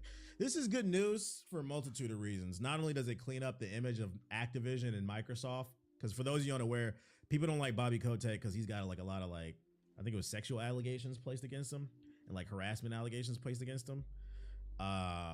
So this is good because it's going to clean up the image, but more importantly too, I don't want to say more importantly, but also a bonus is we might get some good games. Not only Will Call of Duty probably get better? But freaking, we might see more other Activision titles. They don't ever tap into their bank. We might get some new IPs from Activision. When's the last time we got a new Activision IP? Because he's not CEO, he's not the one making the decisions. He's the one that was super gung-ho about money. And Microsoft does seem like whether the execution is good or not, it does seem like Microsoft wants to bring new interesting experiences to their platform. So hopefully this means that with their CEO gone, the leadership changing, that means we're going to see better products from Activision as well. But wasn't it the whole studio? I thought it was mainly him. It'd be interesting to see how this plays out. It's interesting that an article has that at the top. It takes 1 minute to read. Freaking, like, our attention spans are so short. Motherfuckers got to be told how long it takes to read. Arc 2 still planned for late 2024 release. Family. PS5 outsold Xbox Series X 3-1. Probably because of the exclusives. Here, let's go to Feedly. Arc 2 Family Edition. Bethesda shares plans for Starfield's first expansion mod support.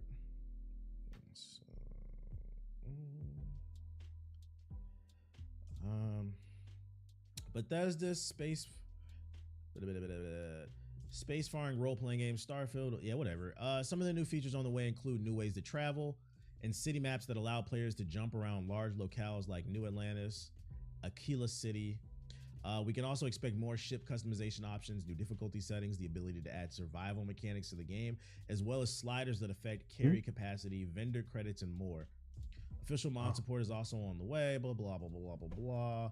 Early 2024, Bethesda will release creations, which also includes a creation kit and an explorer. Who created the mods, bruh?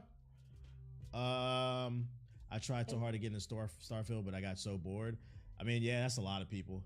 That is a lot of people.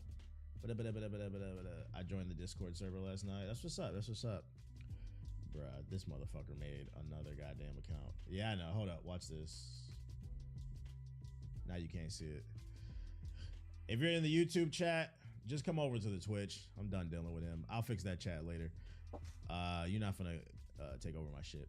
Anyways, the blog post also shares that the first major expansion titled Shattered Space is in development. He making them joins fast.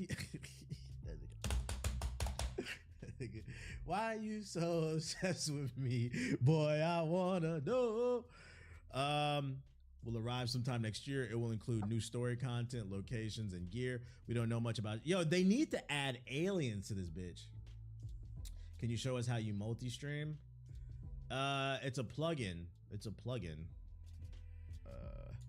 OBS multi-stream plugin. Who's it by? Hold on, let me look it up. You gotta have good internet for it. A lot of people use a website called Restream, but you have to pay for that shit. You can do it all from your computer. Is this it? Is this the one I use? I think this is it. Multiple. Yeah, this is it. You just install it. Wait, what was the type of New Game Plus then for Starfield? I thought maybe aliens would be in the world in a New Game Plus. Need a whole new story. Didn't Restream used to be free? Yeah, it used to be free. Now that shit like fucking $300 a year. There you go. I dropped the link in the chat. That's how you do it. And then basically like it's gonna add another tab. Here, I'll show you. I keep mine on the lower right. It's gonna add another tab. So here's my default tab to start streaming. I have another one right here for multiple. All you gotta do is start your stream and then hit start if you want to go live on YouTube. And then you hit modify, and that's where you put your stream key in and shit like that. There's also a setting in there where if you start on Twitch, it'll automatically start it on YouTube or wherever else you want to go. I have it set to that, so I just hit start and I go live everywhere.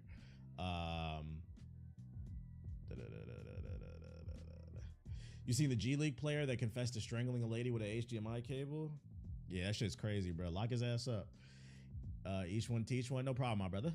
No problem. But it's pretty easy to. If you know how to set up OBS, just install the program. It's pretty much the similar experience. It's very easy. You just need good internet to do it. said you consider not finishing Starfield? Yeah, I'm not gonna lie. Like, I don't feel inspired to beat it. Like,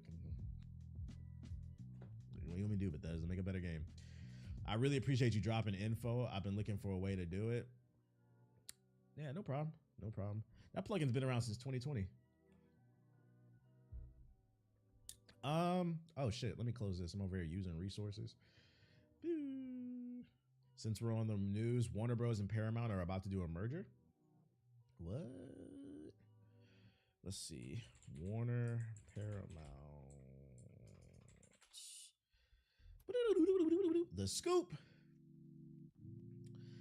Does this mean another streaming service? How long is this shit? Okay, it's not too long. Warner Bros. Discovery CEO met with Paramount's CEO on Tuesday in New York City to discuss a possible merger. Axios has learned from multiple sources. Why it matters?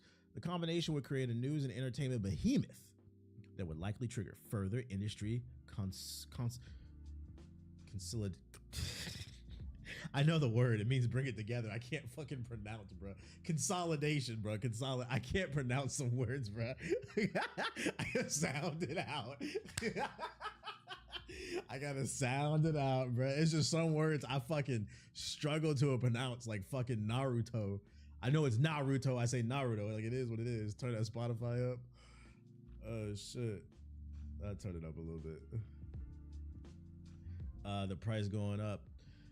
The details of the meeting, which sources say lasted several hours, took place at Paramount's headquarters in Times Square. The duo discussed ways their company could complement one another. For example, each company's main live streaming service, Paramount Plus and Max, could merge to better rival Disney Plus. And I mean, I guess that's, yo, shout out to Wee Plutia with the 5 gifted subs. I mean, I guess that would be good if they did merge. It's just like the prices would go up because I mean, that's one less streaming service. But I'm gonna be honest, I don't pay for none of these streaming services besides Amazon anyway. Got passwords for all my homies' accounts, and if I don't got the account, you know where I'm at. Looking for One Piece. It's unclear whether Warner Bros. Would buy Paramount Global or its parent company, National Amusements, but another source familiar with the situation says both options are on the table. Warner Bros. Is said to hire bankers to explore the deal. It's as easy as 1, 2, 3, man.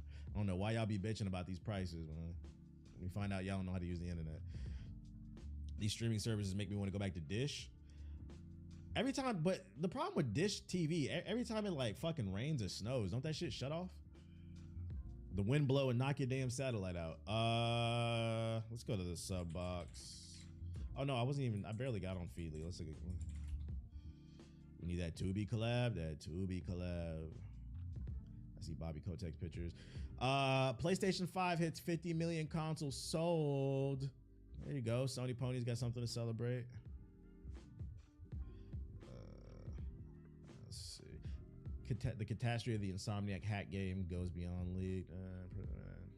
Tears of the Kingdom's inventiveness is baked into the sound design. Co-op roguelike Inkbound design. Who cares? South Park not suitable for children. Special release on Paramount Plus. I don't really see anything interesting. Final Fantasy VII Rebirth has totally new cities not in the original, huh? Talking about Final Fantasy VII.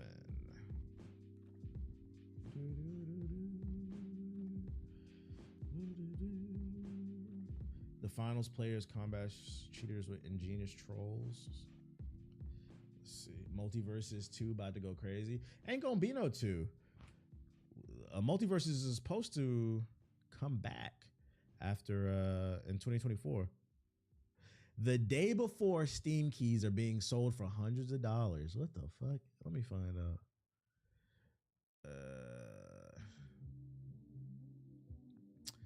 Steam keys for the day before the once highly anticipated game that launched in such a poor state its developer shut down 4 days later are being sold online for hundreds of dollars following its delisting. As reported by Kotaku, the authorized third-party key seller Green Man Gaming lists allegedly unused the day before Steam keys for $233 at the cheapest, while others are being listed for more than $300. Steam keys lets users download and install games even if they've been removed from sale. The day before was pulled from sale just 4 days after it launched. Damn, I would have bought a key and flipped that shit if I would have known. The day before from developer Fantastic, which is funny because the game is not, was once Steam's most whitelisted game a wish listed, my bad, game before a strange series of events caused fans, just giving the history of how they scammed everybody. Who copping, chat? Who copping? Who trying to get that on it? Like, is that like a flex? Like, yo, look at my Steam account, bro. What do you see? I see GTA 5, Halo Infinite. You got the day before? Like, yeah, I got it. Bro, you got money. Like, is that shit a flex? You got money. I didn't know you was dropping money on Steam keys like that. Like, get the fuck out of here. The finals player combats cheaters with an ingenious troll. In the final days of 2023, the finals has submitted itself. Yeah, whatever. Many believe the majority of the finals cheaters to be based in China. That's racist. Let me say. Who cares where they come from? Let's get to the news. It's not bad though. It's gonna explain the cheating and shit. Yep, okay. You're yapping, dude. Although Embark is clearly working to rid of cheaters in the finals, players are sick of running into them, whether it's the final subreddit. It's like when people have PS4 with PT in it. Oh yeah. Yeah, but PT is a game everybody wanted. They were in a great ranked game when they realized both of their teammates were cheating. So to combat this, they decided to grab the cash box, wait with it, preventing their teammates from grabbing it and then winning the game. Oh, this is something they're doing in the game. I thought this was something. Yeah, I read it wrong. Player. I thought I read it wrong. I was thinking they did something, the developers, to like, because you know, like in Rainbow Six Siege, if they catch a cheater, they'll kick you out the game and it says it on the side. I actually ran into a cheater. Some people were saying that in the comments of my video, which is doing pretty good. The game is played with cheaters. I didn't know that. I did not know that. And it makes me wonder, I'm like, is that the reason all my matches are so fucking sweaty? Because half the people playing are cheating? I'm gonna have to look into, we're gonna have to do a deep dive into that shit. The newest finals patch has shown, and the devs say they are addressing cheaters shortly. Okay. Because like that tournament mode is fucking sweaty. Final Fantasy VII Rebirth will feature totally new cities not featured in the original PlayStation game, Square Enix revealed. Speaking to Game Informer director, Square Enix wanted to expand upon the original Final Fantasy VII to create a deep and expansive world. So like my question is, they're changing a lot in Final Fantasy VII with these remakes to the point where it's damn near a new game. Like which one is canon? Which one's canon, chat? And in Rebirth, we've added these types of cities like the Crow's Nest, totally new cities that did not exist in the original, go deeper and create this whole world view of Rebirth. We reach this area after completing a quest, and then this place unlocks. The residents already know Cloud and the party are a part of the Avalanche. After playing the original, the remake feels like a sequel, honestly. I didn't play the original, so I can't speak on it. Crow's Nest is a sister town to Final Fantasy VII Classic under John, which shares a similar anti-Shinra atmosphere that players will seemingly only encounter if they go exploring beyond the main quest. Part of our game design is that we took on for Rebirth is that in the main storyline, you'll be saving Yuffie and under Junon. Am I saying his name right? And then from there, going towards Junon, then going towards Costa de la Sol, or is this a city? Like I said, I haven't played Final Fantasy, so. But for example, hearing the stories of the anti-Shinra people living under Junon, you could then feel like, what's about this Crow's Nest areas that I'm hearing about? Maybe I want to go over there and explore and go inside a side adventure or on my own to save people. We want the player to be able to make these different adventures and go on their own journeys according to their interests. Hopefully there's actual content there and it's not just like some bullshit you can run into some small little town. This is canon now because the changes appear in Crisis Core 2. Damn. So you saying it doesn't even matter I didn't play the original. I'm playing the canon event, bro. This is a canon event. This nigga said De La Soul. What did I say? What did it say? Did I read it wrong? Costa De La Soul. Did I say? I said, hey, at least you know I'm a real hip hop fan. My brain saw this and it read De La Soul.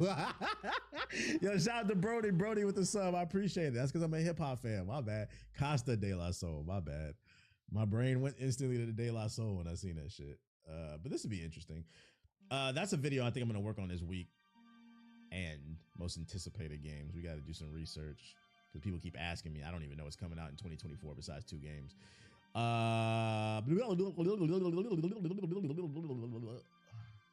Anything interesting? Suicide Squad Kill the Justice League delayed again? What? But only on the Epic Store.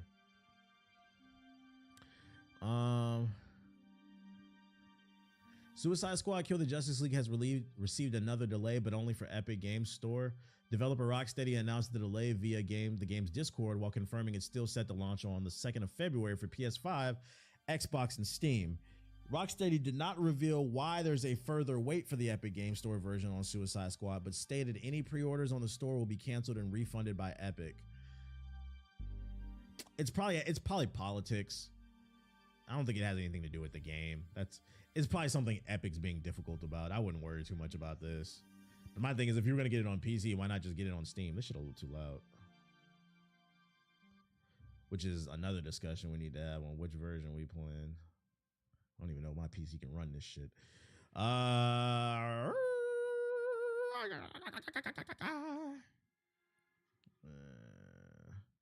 Let's go into sub box. Let's see the same shit. Epic Game Store is falling bad. I know, right? And I was rooting for it too. But like, I don't be buying shit on there. Like, that shit fell off. Hold up, y'all. I gotta pee. BRB. Oh, new Suicide Squad shit. That's an 18-minute video. Oh, is that the second Dev Diary? Oh, shit. BRB. Come on, buddy.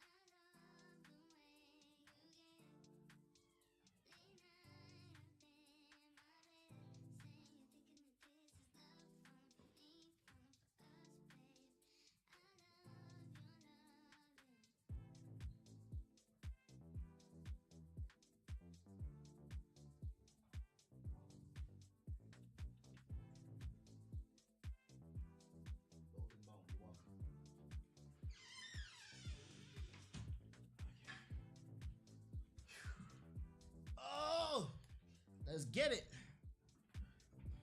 Tiger Blade. Let's see what the fuck going on in the sub box. Yo, shout out to DJ Carr with the sub. I think I heard a noise on YouTube. Did somebody drop a super chat? Let me check real quick.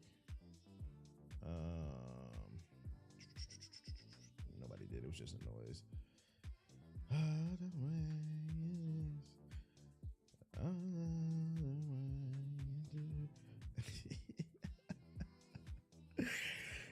Shit, man. Fucking hilarious. Nobody dropped it. Hey, YouTube, wake the fuck up. Drop a super chat. What's going on over there?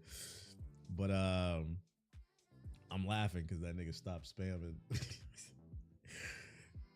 Well, you see what happens when you can't see your chat on the damn screen and nobody acknowledging you no more. Get your bitch ass on, bro. You fucking loser.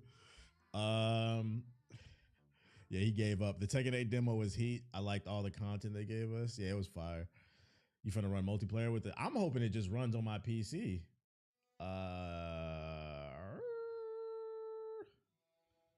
Let's see. Gotta starve them of attention. Official game. We got a whole 18-minute video. Goddamn.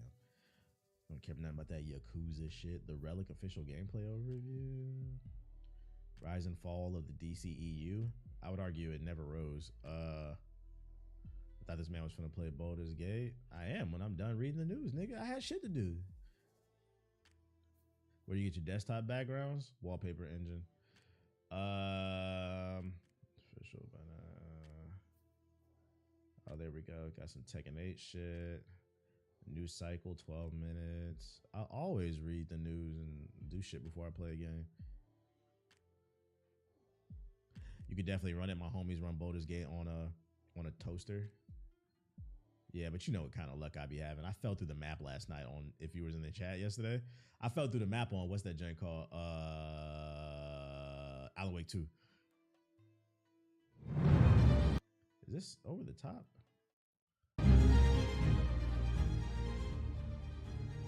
Soup for our people. Nope. You know, we don't care. No, thank you. All right, Tekken 8.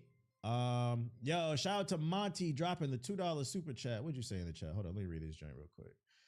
I love. He got his 5 seconds of fame. LOL. Shout out to everybody who stayed in the chat. Hit the like button if you haven't already. What the fuck is this, bro? 71 likes, 800 views. We should have at least 200 likes. What's going on, chat? This should I be talking about? This is why I be talking to the Twitch chat. Oops. All right, Shaheen. Yeah, at least 400. Peace out, JP.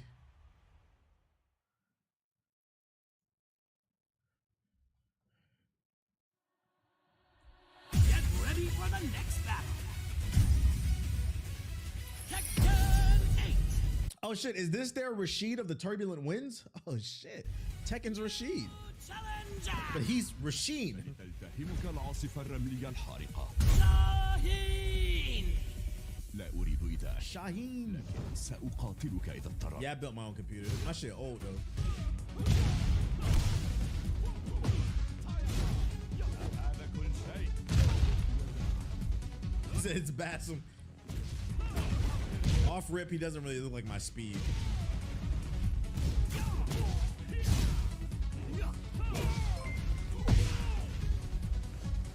Yo, shout out to Michael Draper Jr. with the super chat. I appreciate you. I'm gonna read your super chat after the trailer.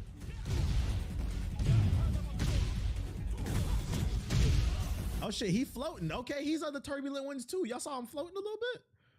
The Tekken community hates Shaheen. They think he's boring. I don't care. I'm gonna be honest. After what happened with our little community tournament for Discord, I don't give a fuck what the Tekken community thinks. He's broke.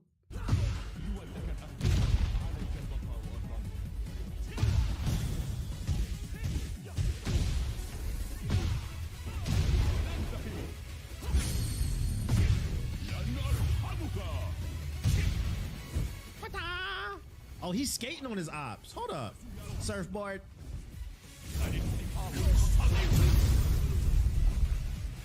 Yeah, that slide hella disrespectful. He's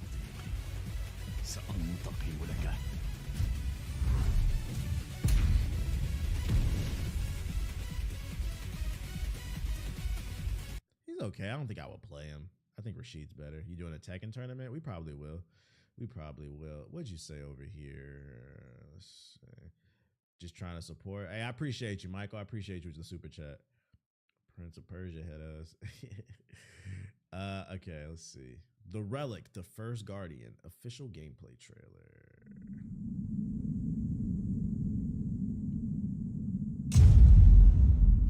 My little brother just walked in talking about, is that NWN? How old is your little brother is the question.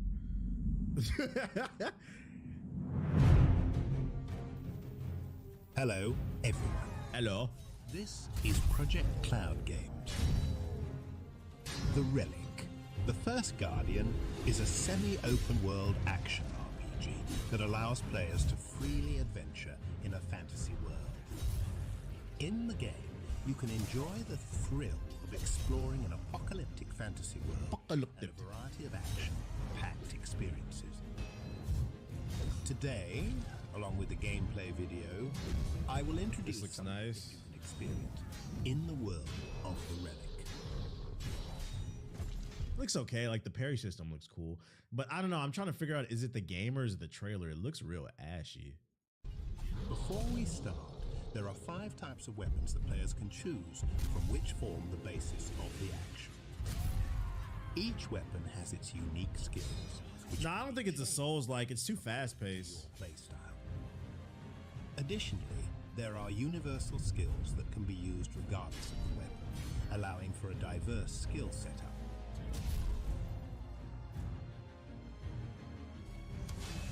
One-handed weapons and shields are specialized for integrated offense. It's got a story? Offering balanced gameplay. Shields provide stable protection, while one-handed weapons subdue enemies. This looks like my speed. Long swords possess a long reach and strong attack. I said long swords possess a long reach. Oh shit. What up, A-Rod? Activate an attack power. Ooh, it's got some destruction. Inflicting significant damage on enemies. Shadow of Mordor on the Switch. Nah, that shit would be blurry. Daggers enable I know what a dagger is. Dragon, yeah, I can see Dragon's Dogma. I can see Dragon's Dogma. Skillfully dodge an attack, leading the combat flow. Battle staffs equipped with long reach employ gravity magic. While their attack speed is slow, each successful hit reduces the cooldown of skills.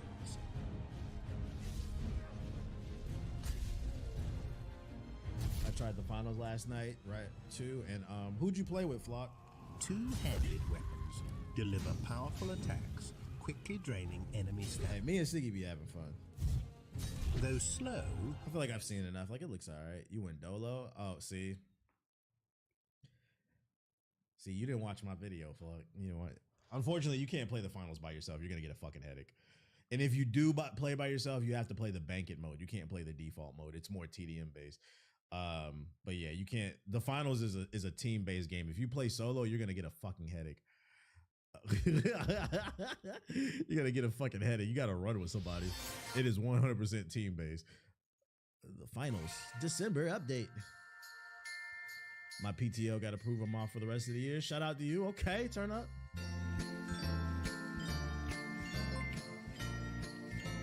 Yo, shout out to Crypto Culture with the super chat. I appreciate you. What you saying in the chat? Let me check. I'm Crypto Kinsey on Twitch. Don't let a black man fail. Okay. What cryptos you be investing in, bro? I appreciate the super chat.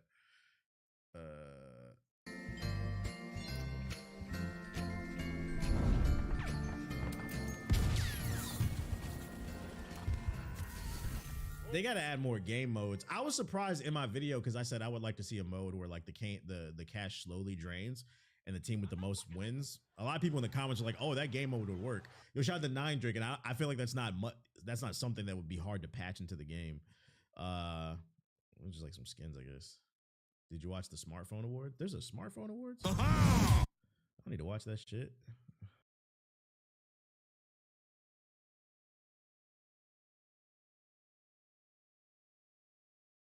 Oh, this guy's got Gundam in his name. I'm gonna get fucking killed. Oh god. I'm actually really curious to see what the if it's gonna be laggy at all. Okay. Don't tell me he's got 2 legs. Oh shit. All right.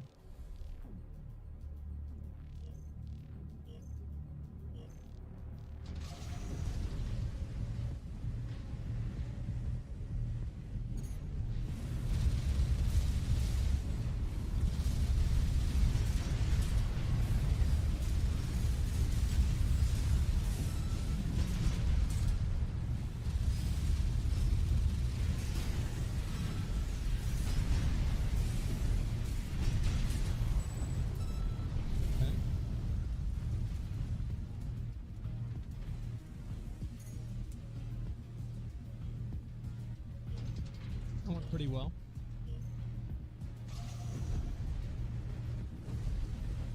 It's probably going to come this way. Yeah. I think it's going to probably play distance. Wasn't expecting that.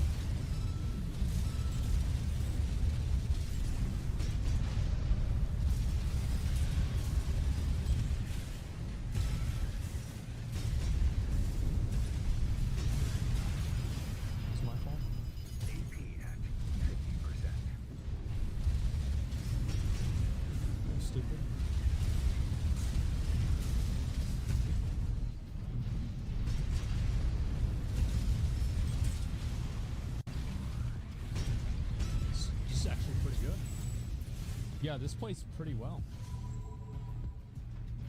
I'm impressed. Is it GG? All right, let's do it again. 3v3. I feel like my build's best for 1v1. I might try 3v3 anyway, right? I mean, I might as well. All right, please, please.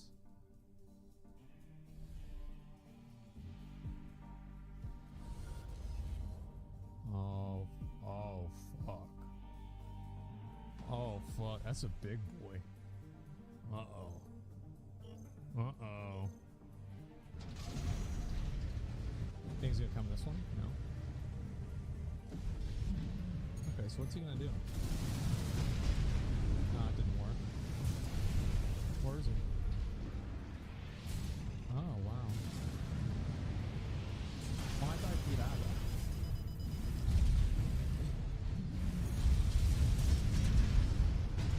I see. Okay, I understand.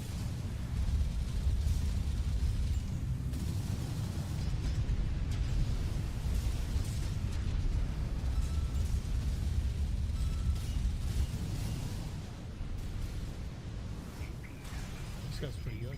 At 30%.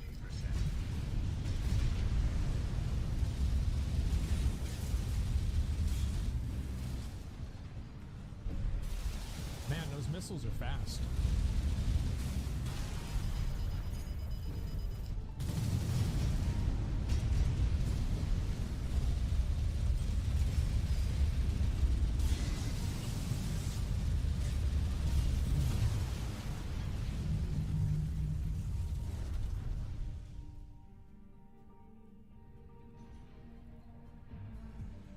Okay.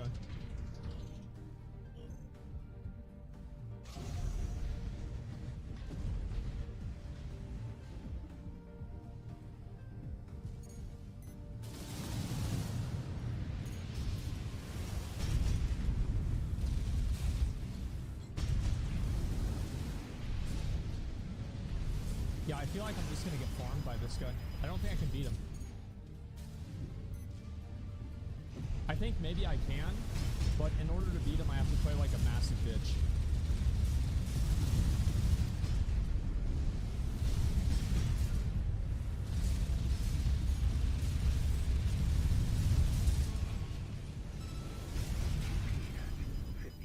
I'm gonna try and go around this.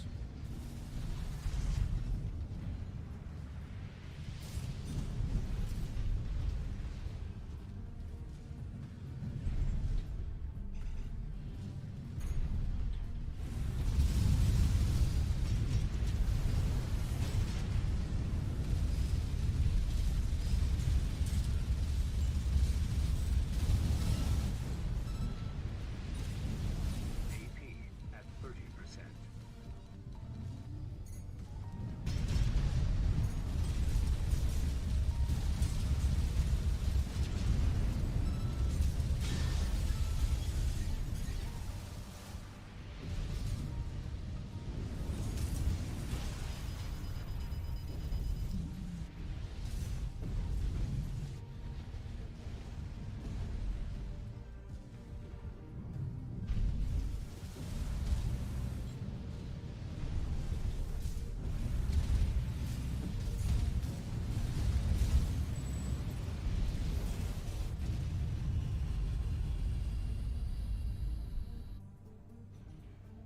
He had to push because it would have probably ended based off of who has the least amount of health.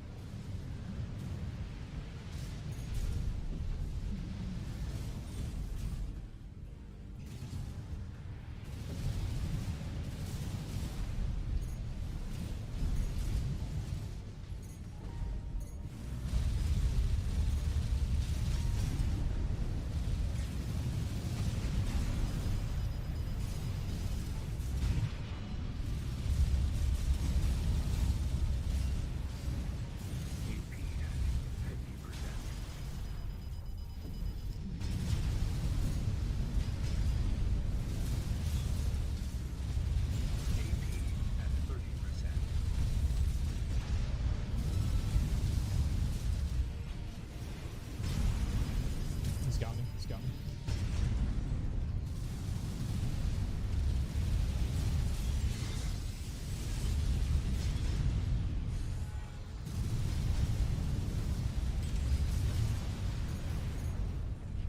Man, it's really hard to keep up with them.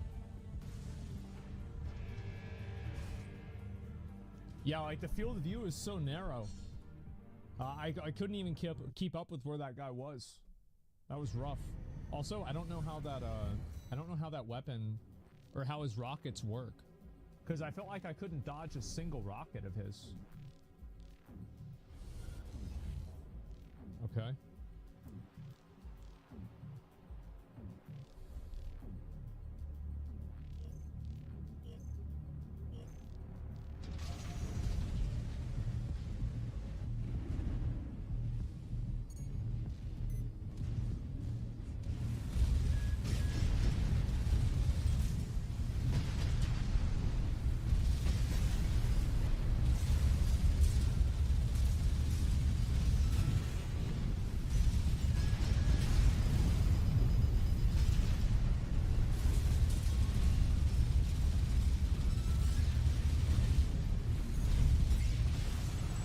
I could tell that guy had no idea what he's doing whenever he shot the missiles at me that far away.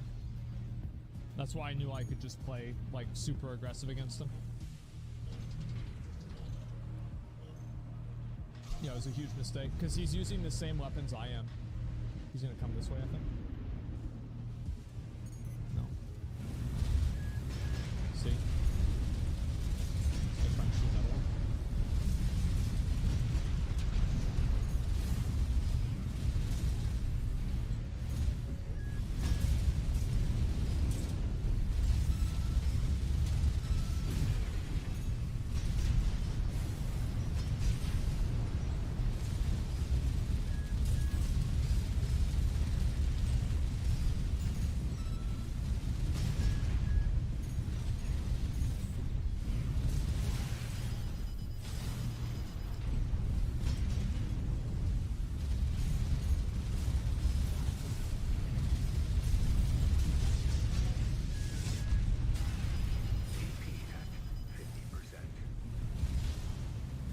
Did a bit better that time.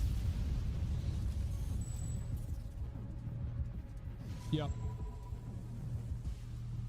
They don't know about the tank meta? Well, they just like I can't beat somebody who plays range. Like long range. I don't think I can, at least not on this map. Excuse Andy. No, I feel like I'm at a disadvantage. Yeah, nothing is. Yeah, I don't think so. They're way faster. Yeah, they probably are. Okay, let's see what this guy's got.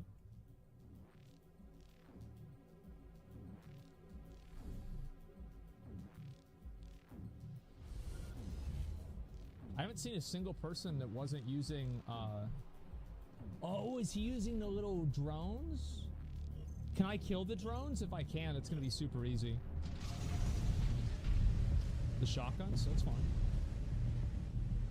That means he's gonna play at range.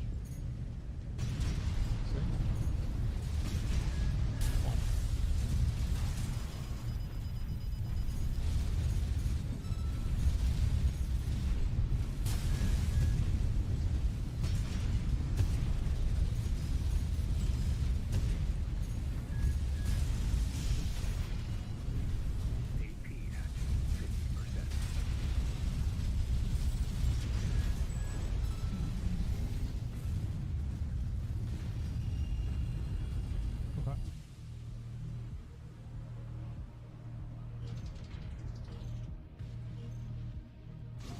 He got lucky the first stun.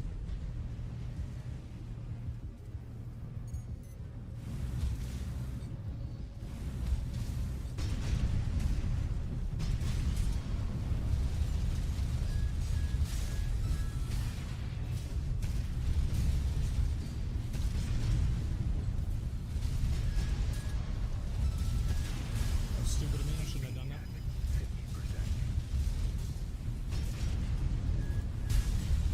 Got lucky, I missed it.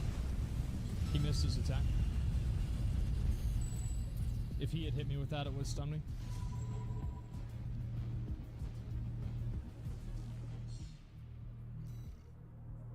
Good. Let's Good match.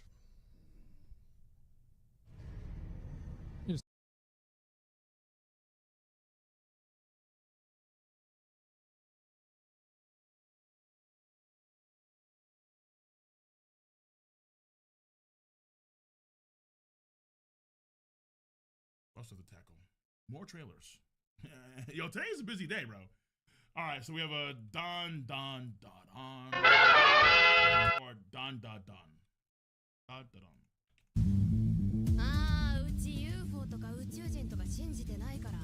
Well, no, you do now.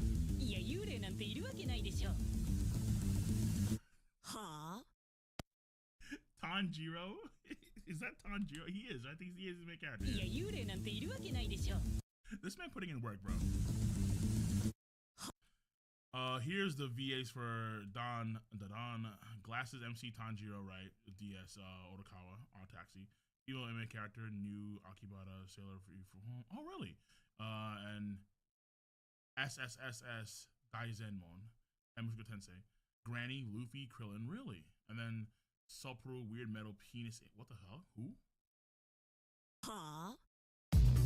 Weird Metal. Okay, I guess I'm gonna find out.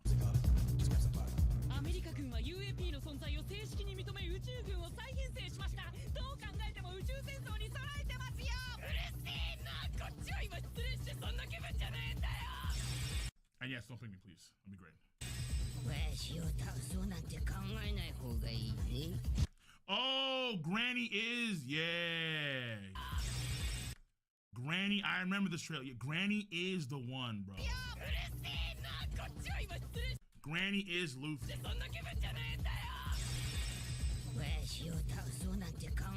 Yeah, she does have this nigga energy, bro. Where's the moon? It's fake.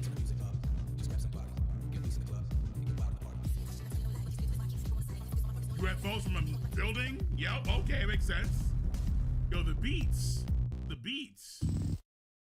我々はあなた方のバナナが欲しいのです。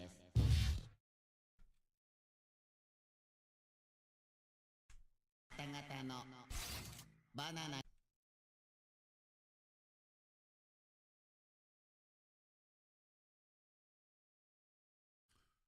This metal penis alien guy.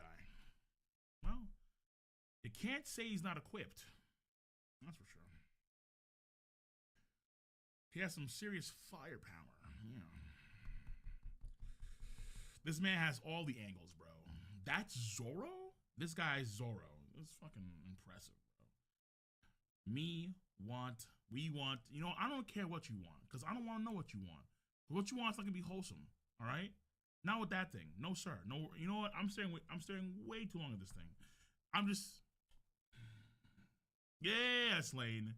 Pretty the fuck much.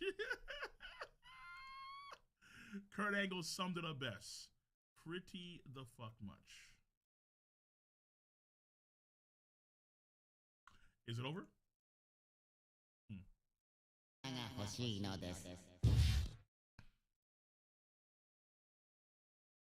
We'll see. I'm guessing that's probably even dumbed down from the manga version. That's my guess here too. 現状ですね、2025年リリースを目指して開発しています。 Today, I will be reading your messages directly to Ryozo-san so that he can respond to your relevant questions, such as, make? Ladies, gentlemen, and monsters of all ages, when it comes to the things that we love, we all have our own opinions, especially on the internet where, well, people are quite happy to share them without provocation, and unfortunately when it comes to an online medium, people are very willing to take it to places or levels they would never do in person, and that leads to a certain level of discourse that just doesn't do anything but make all parties involved unhappy. When it comes to opinions, I don't care what yours is. If I like it, cool. If I don't, you're still entitled to have it. Where my issue stems from is the way that some people choose to go about sharing them. How some people will spray vitriol to get a point across, or insult you just for saying you like pancakes when this is a goddamn waffler's world. What I'm trying to say really is that there are some really garbage takes out there, or on occasion just reasonable takes just delivered in such an unnecessarily aggressive manner that it ruins it for everyone, really. And so I figure we might as well try and get some positivity out of that negativity by poking fun at these interactions and being jovial about the whole thing. 'Tis the season, after all, for throwing snowballs of truth. That said, a quick disclaimer that I don't hate or even dislike any of the people I'm quoting from today. I just think they sent a bad thing to the social media machine, and it's funny. Simple as that. In response to a tweet about the ability to wishlist the game early on Steam and PlayStation 5. On PC, Steam, and PS5. Always the same shit. P.S. I play Monster Hunter World Iceborne on Xbox. I bought it and I would like to buy the next game on my Xbox. Well, I've got good news for you. You can. It's no problem at all, actually. The post that you were responding to was just about the ability to put it on your wish list early on so you can get updates about the game before it actually comes out. The game itself is releasing on Xbox. You can see it yourself in the announcement trailer that I assume you probably watched if you're here on Twitter looking at the page for this game, responding to this post, and I feel like that's something that you would have looked for if it was affecting you this directly, and if it was something that you were this concerned about. All I'm saying is, hey, don't be mad because your problem literally does not exist. So maybe if you actually care about something this much, just have a quick Google about it. It probably wouldn't hurt. But the thing is, the people replying to this post are even worse. And I don't even know if these are Monster Hunter fans or just PlayStation fans who found an Xbox person being upset, but, well, translator, take it away. Boo fucking who? Tearful laughter emoji. It's honestly your fault for buying an Xbox. LMAO. Okay, come on. I mean, there are plenty of reasons to make fun of the original post. The most pertinent one being that they are just full-on wrong and complaining about a non-existent issue, which is in itself hilarious, but making fun of someone for owning an Xbox is whack. The internet is weird, I swear. And hey, I bet both of these people also knew what I do, which is that the game is actually coming out on Xbox anyways, and I guess I just felt like they would have more fun dunking on someone for their console choice rather than actually making their day with the correct information. Crazy world that we live in here. I hope this MH is more like World than Rise.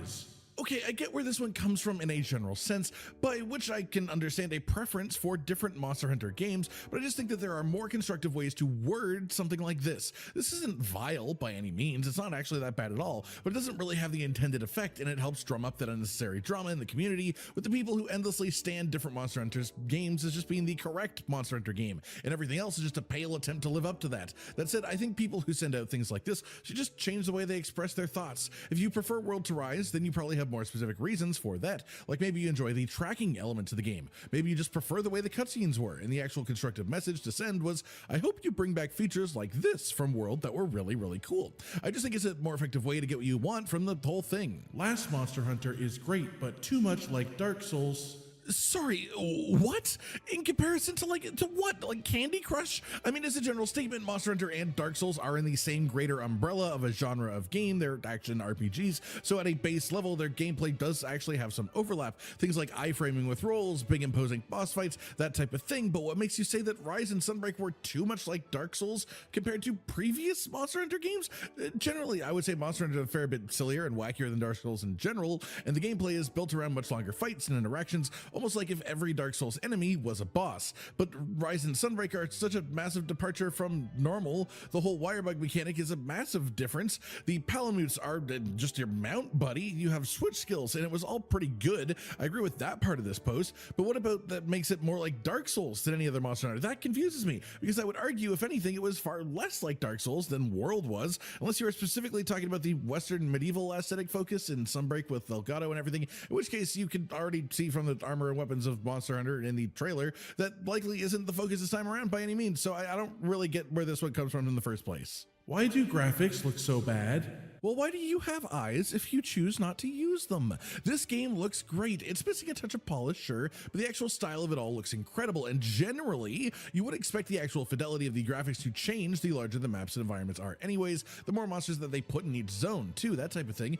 And of course, we are also still more than a year away from the release for this. So to answer your question, the graphics in the announcement trailer don't look anywhere close to bad. They are great, honestly, but there are also a number of reasons, as I just said, that they likely will will actually improve between this and release anyway. So hey, your opinion here might even change. Regardless, I hate when this conversation comes up with Monster Hunter in the first place because the graphics just don't really matter, or at least they shouldn't as much as they seem to people. It's a game about beautiful, fantastical creatures and hunting them down with massive, ridiculous weapons. The concept is unbeatable and the combat is endlessly satisfying. The graphics are just sort of a cherry on top of that. And it's not like we're talking about going 8-bit here or anything even close to that. Oh boy, Scout Flies and the Clutch Claw are back. Thanks for saving me 69.99, because that Clutch Claw alone was fight filler and a reason for both explosive, bloated HP pools for G-Rank/Master Rank fights, plus covering monsters in bad hit zones. I'll happily be proven wrong though. Oh, right, hold your horses. That's crazy. First up, there's no confirmation at all that we'd have Clutch Claw back in the first place. What we definitely see there is a Slinger for sure, but Clutch Claw and the Slinger are somewhat separate entities that just happen to go in the same place. So we don't know that for sure it even is the Clutch Claw. But even if it is back, this is a whole new generation of Monster Hunter here, people, and the developers of Monster Hunter games never make the same mistake twice. So what do you think the chances are that if they did bring Clutch Claw back, it would be completely unchanged from the version that most players say was the worst part of Iceborne? Nope, I think it is far more likely that they come up with a much cooler functionality and execution for it and would bring it back almost as a way of apologizing and proving that the previous concept was solid for it. It just needed some different execution for it. All that said, I'm not even peeved that you have issues with Clutch Claw, of course. My surprise here is you saying that merely seeing that caused you to say that you weren't even going to buy the game anymore. And you also mentioned Scout Flies, which does lead me to believe this might be more of just a world-hating post in general rather than purely Clutch Claw, which would be more reasonable, as otherwise there's just no need to even mention Scout Flies before saying that they'd save you money. And honestly, if that's all it takes to make you not even want to try a new Monster Hunter generation, then good for you. Don't try it. It's no loss to us if we lose someone who is just there to complain before even checking it out. But I do hope that you change your mind and that you also find it enjoyable.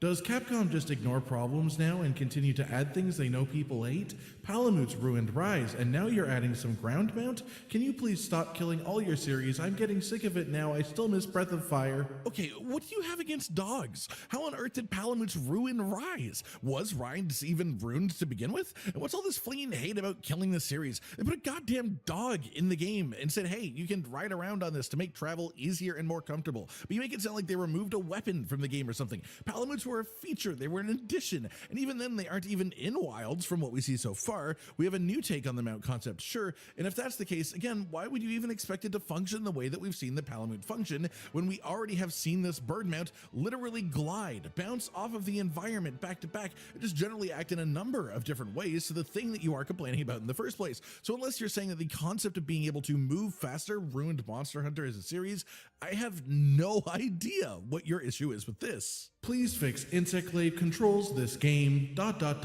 make.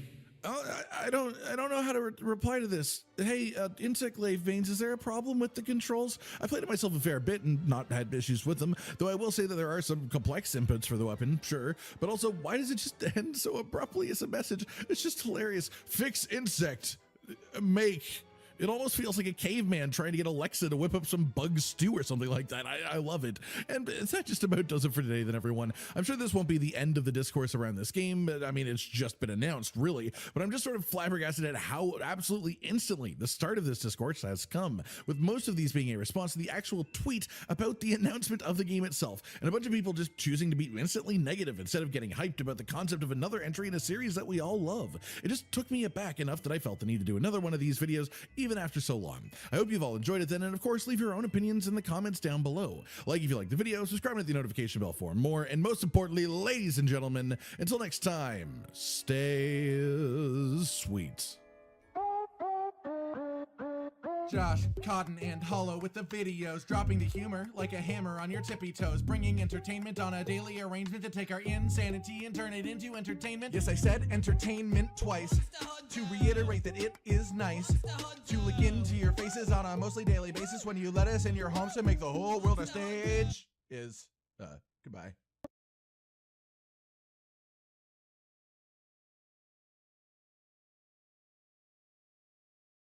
Why good graphics don't matter. There's always been an obsession with video game graphics ever since their inception. And as years have passed, graphical technology has improved as hardware has improved, naturally. And seeing the leaps in graphics since the early 2000s has been nothing but amazing to witness during my time as a gamer. I think so too. I feel like people never talk about this, but some of the graphical updates, especially like whenever we first saw certain games, like WoW, like remember like old Blizzard cinematics?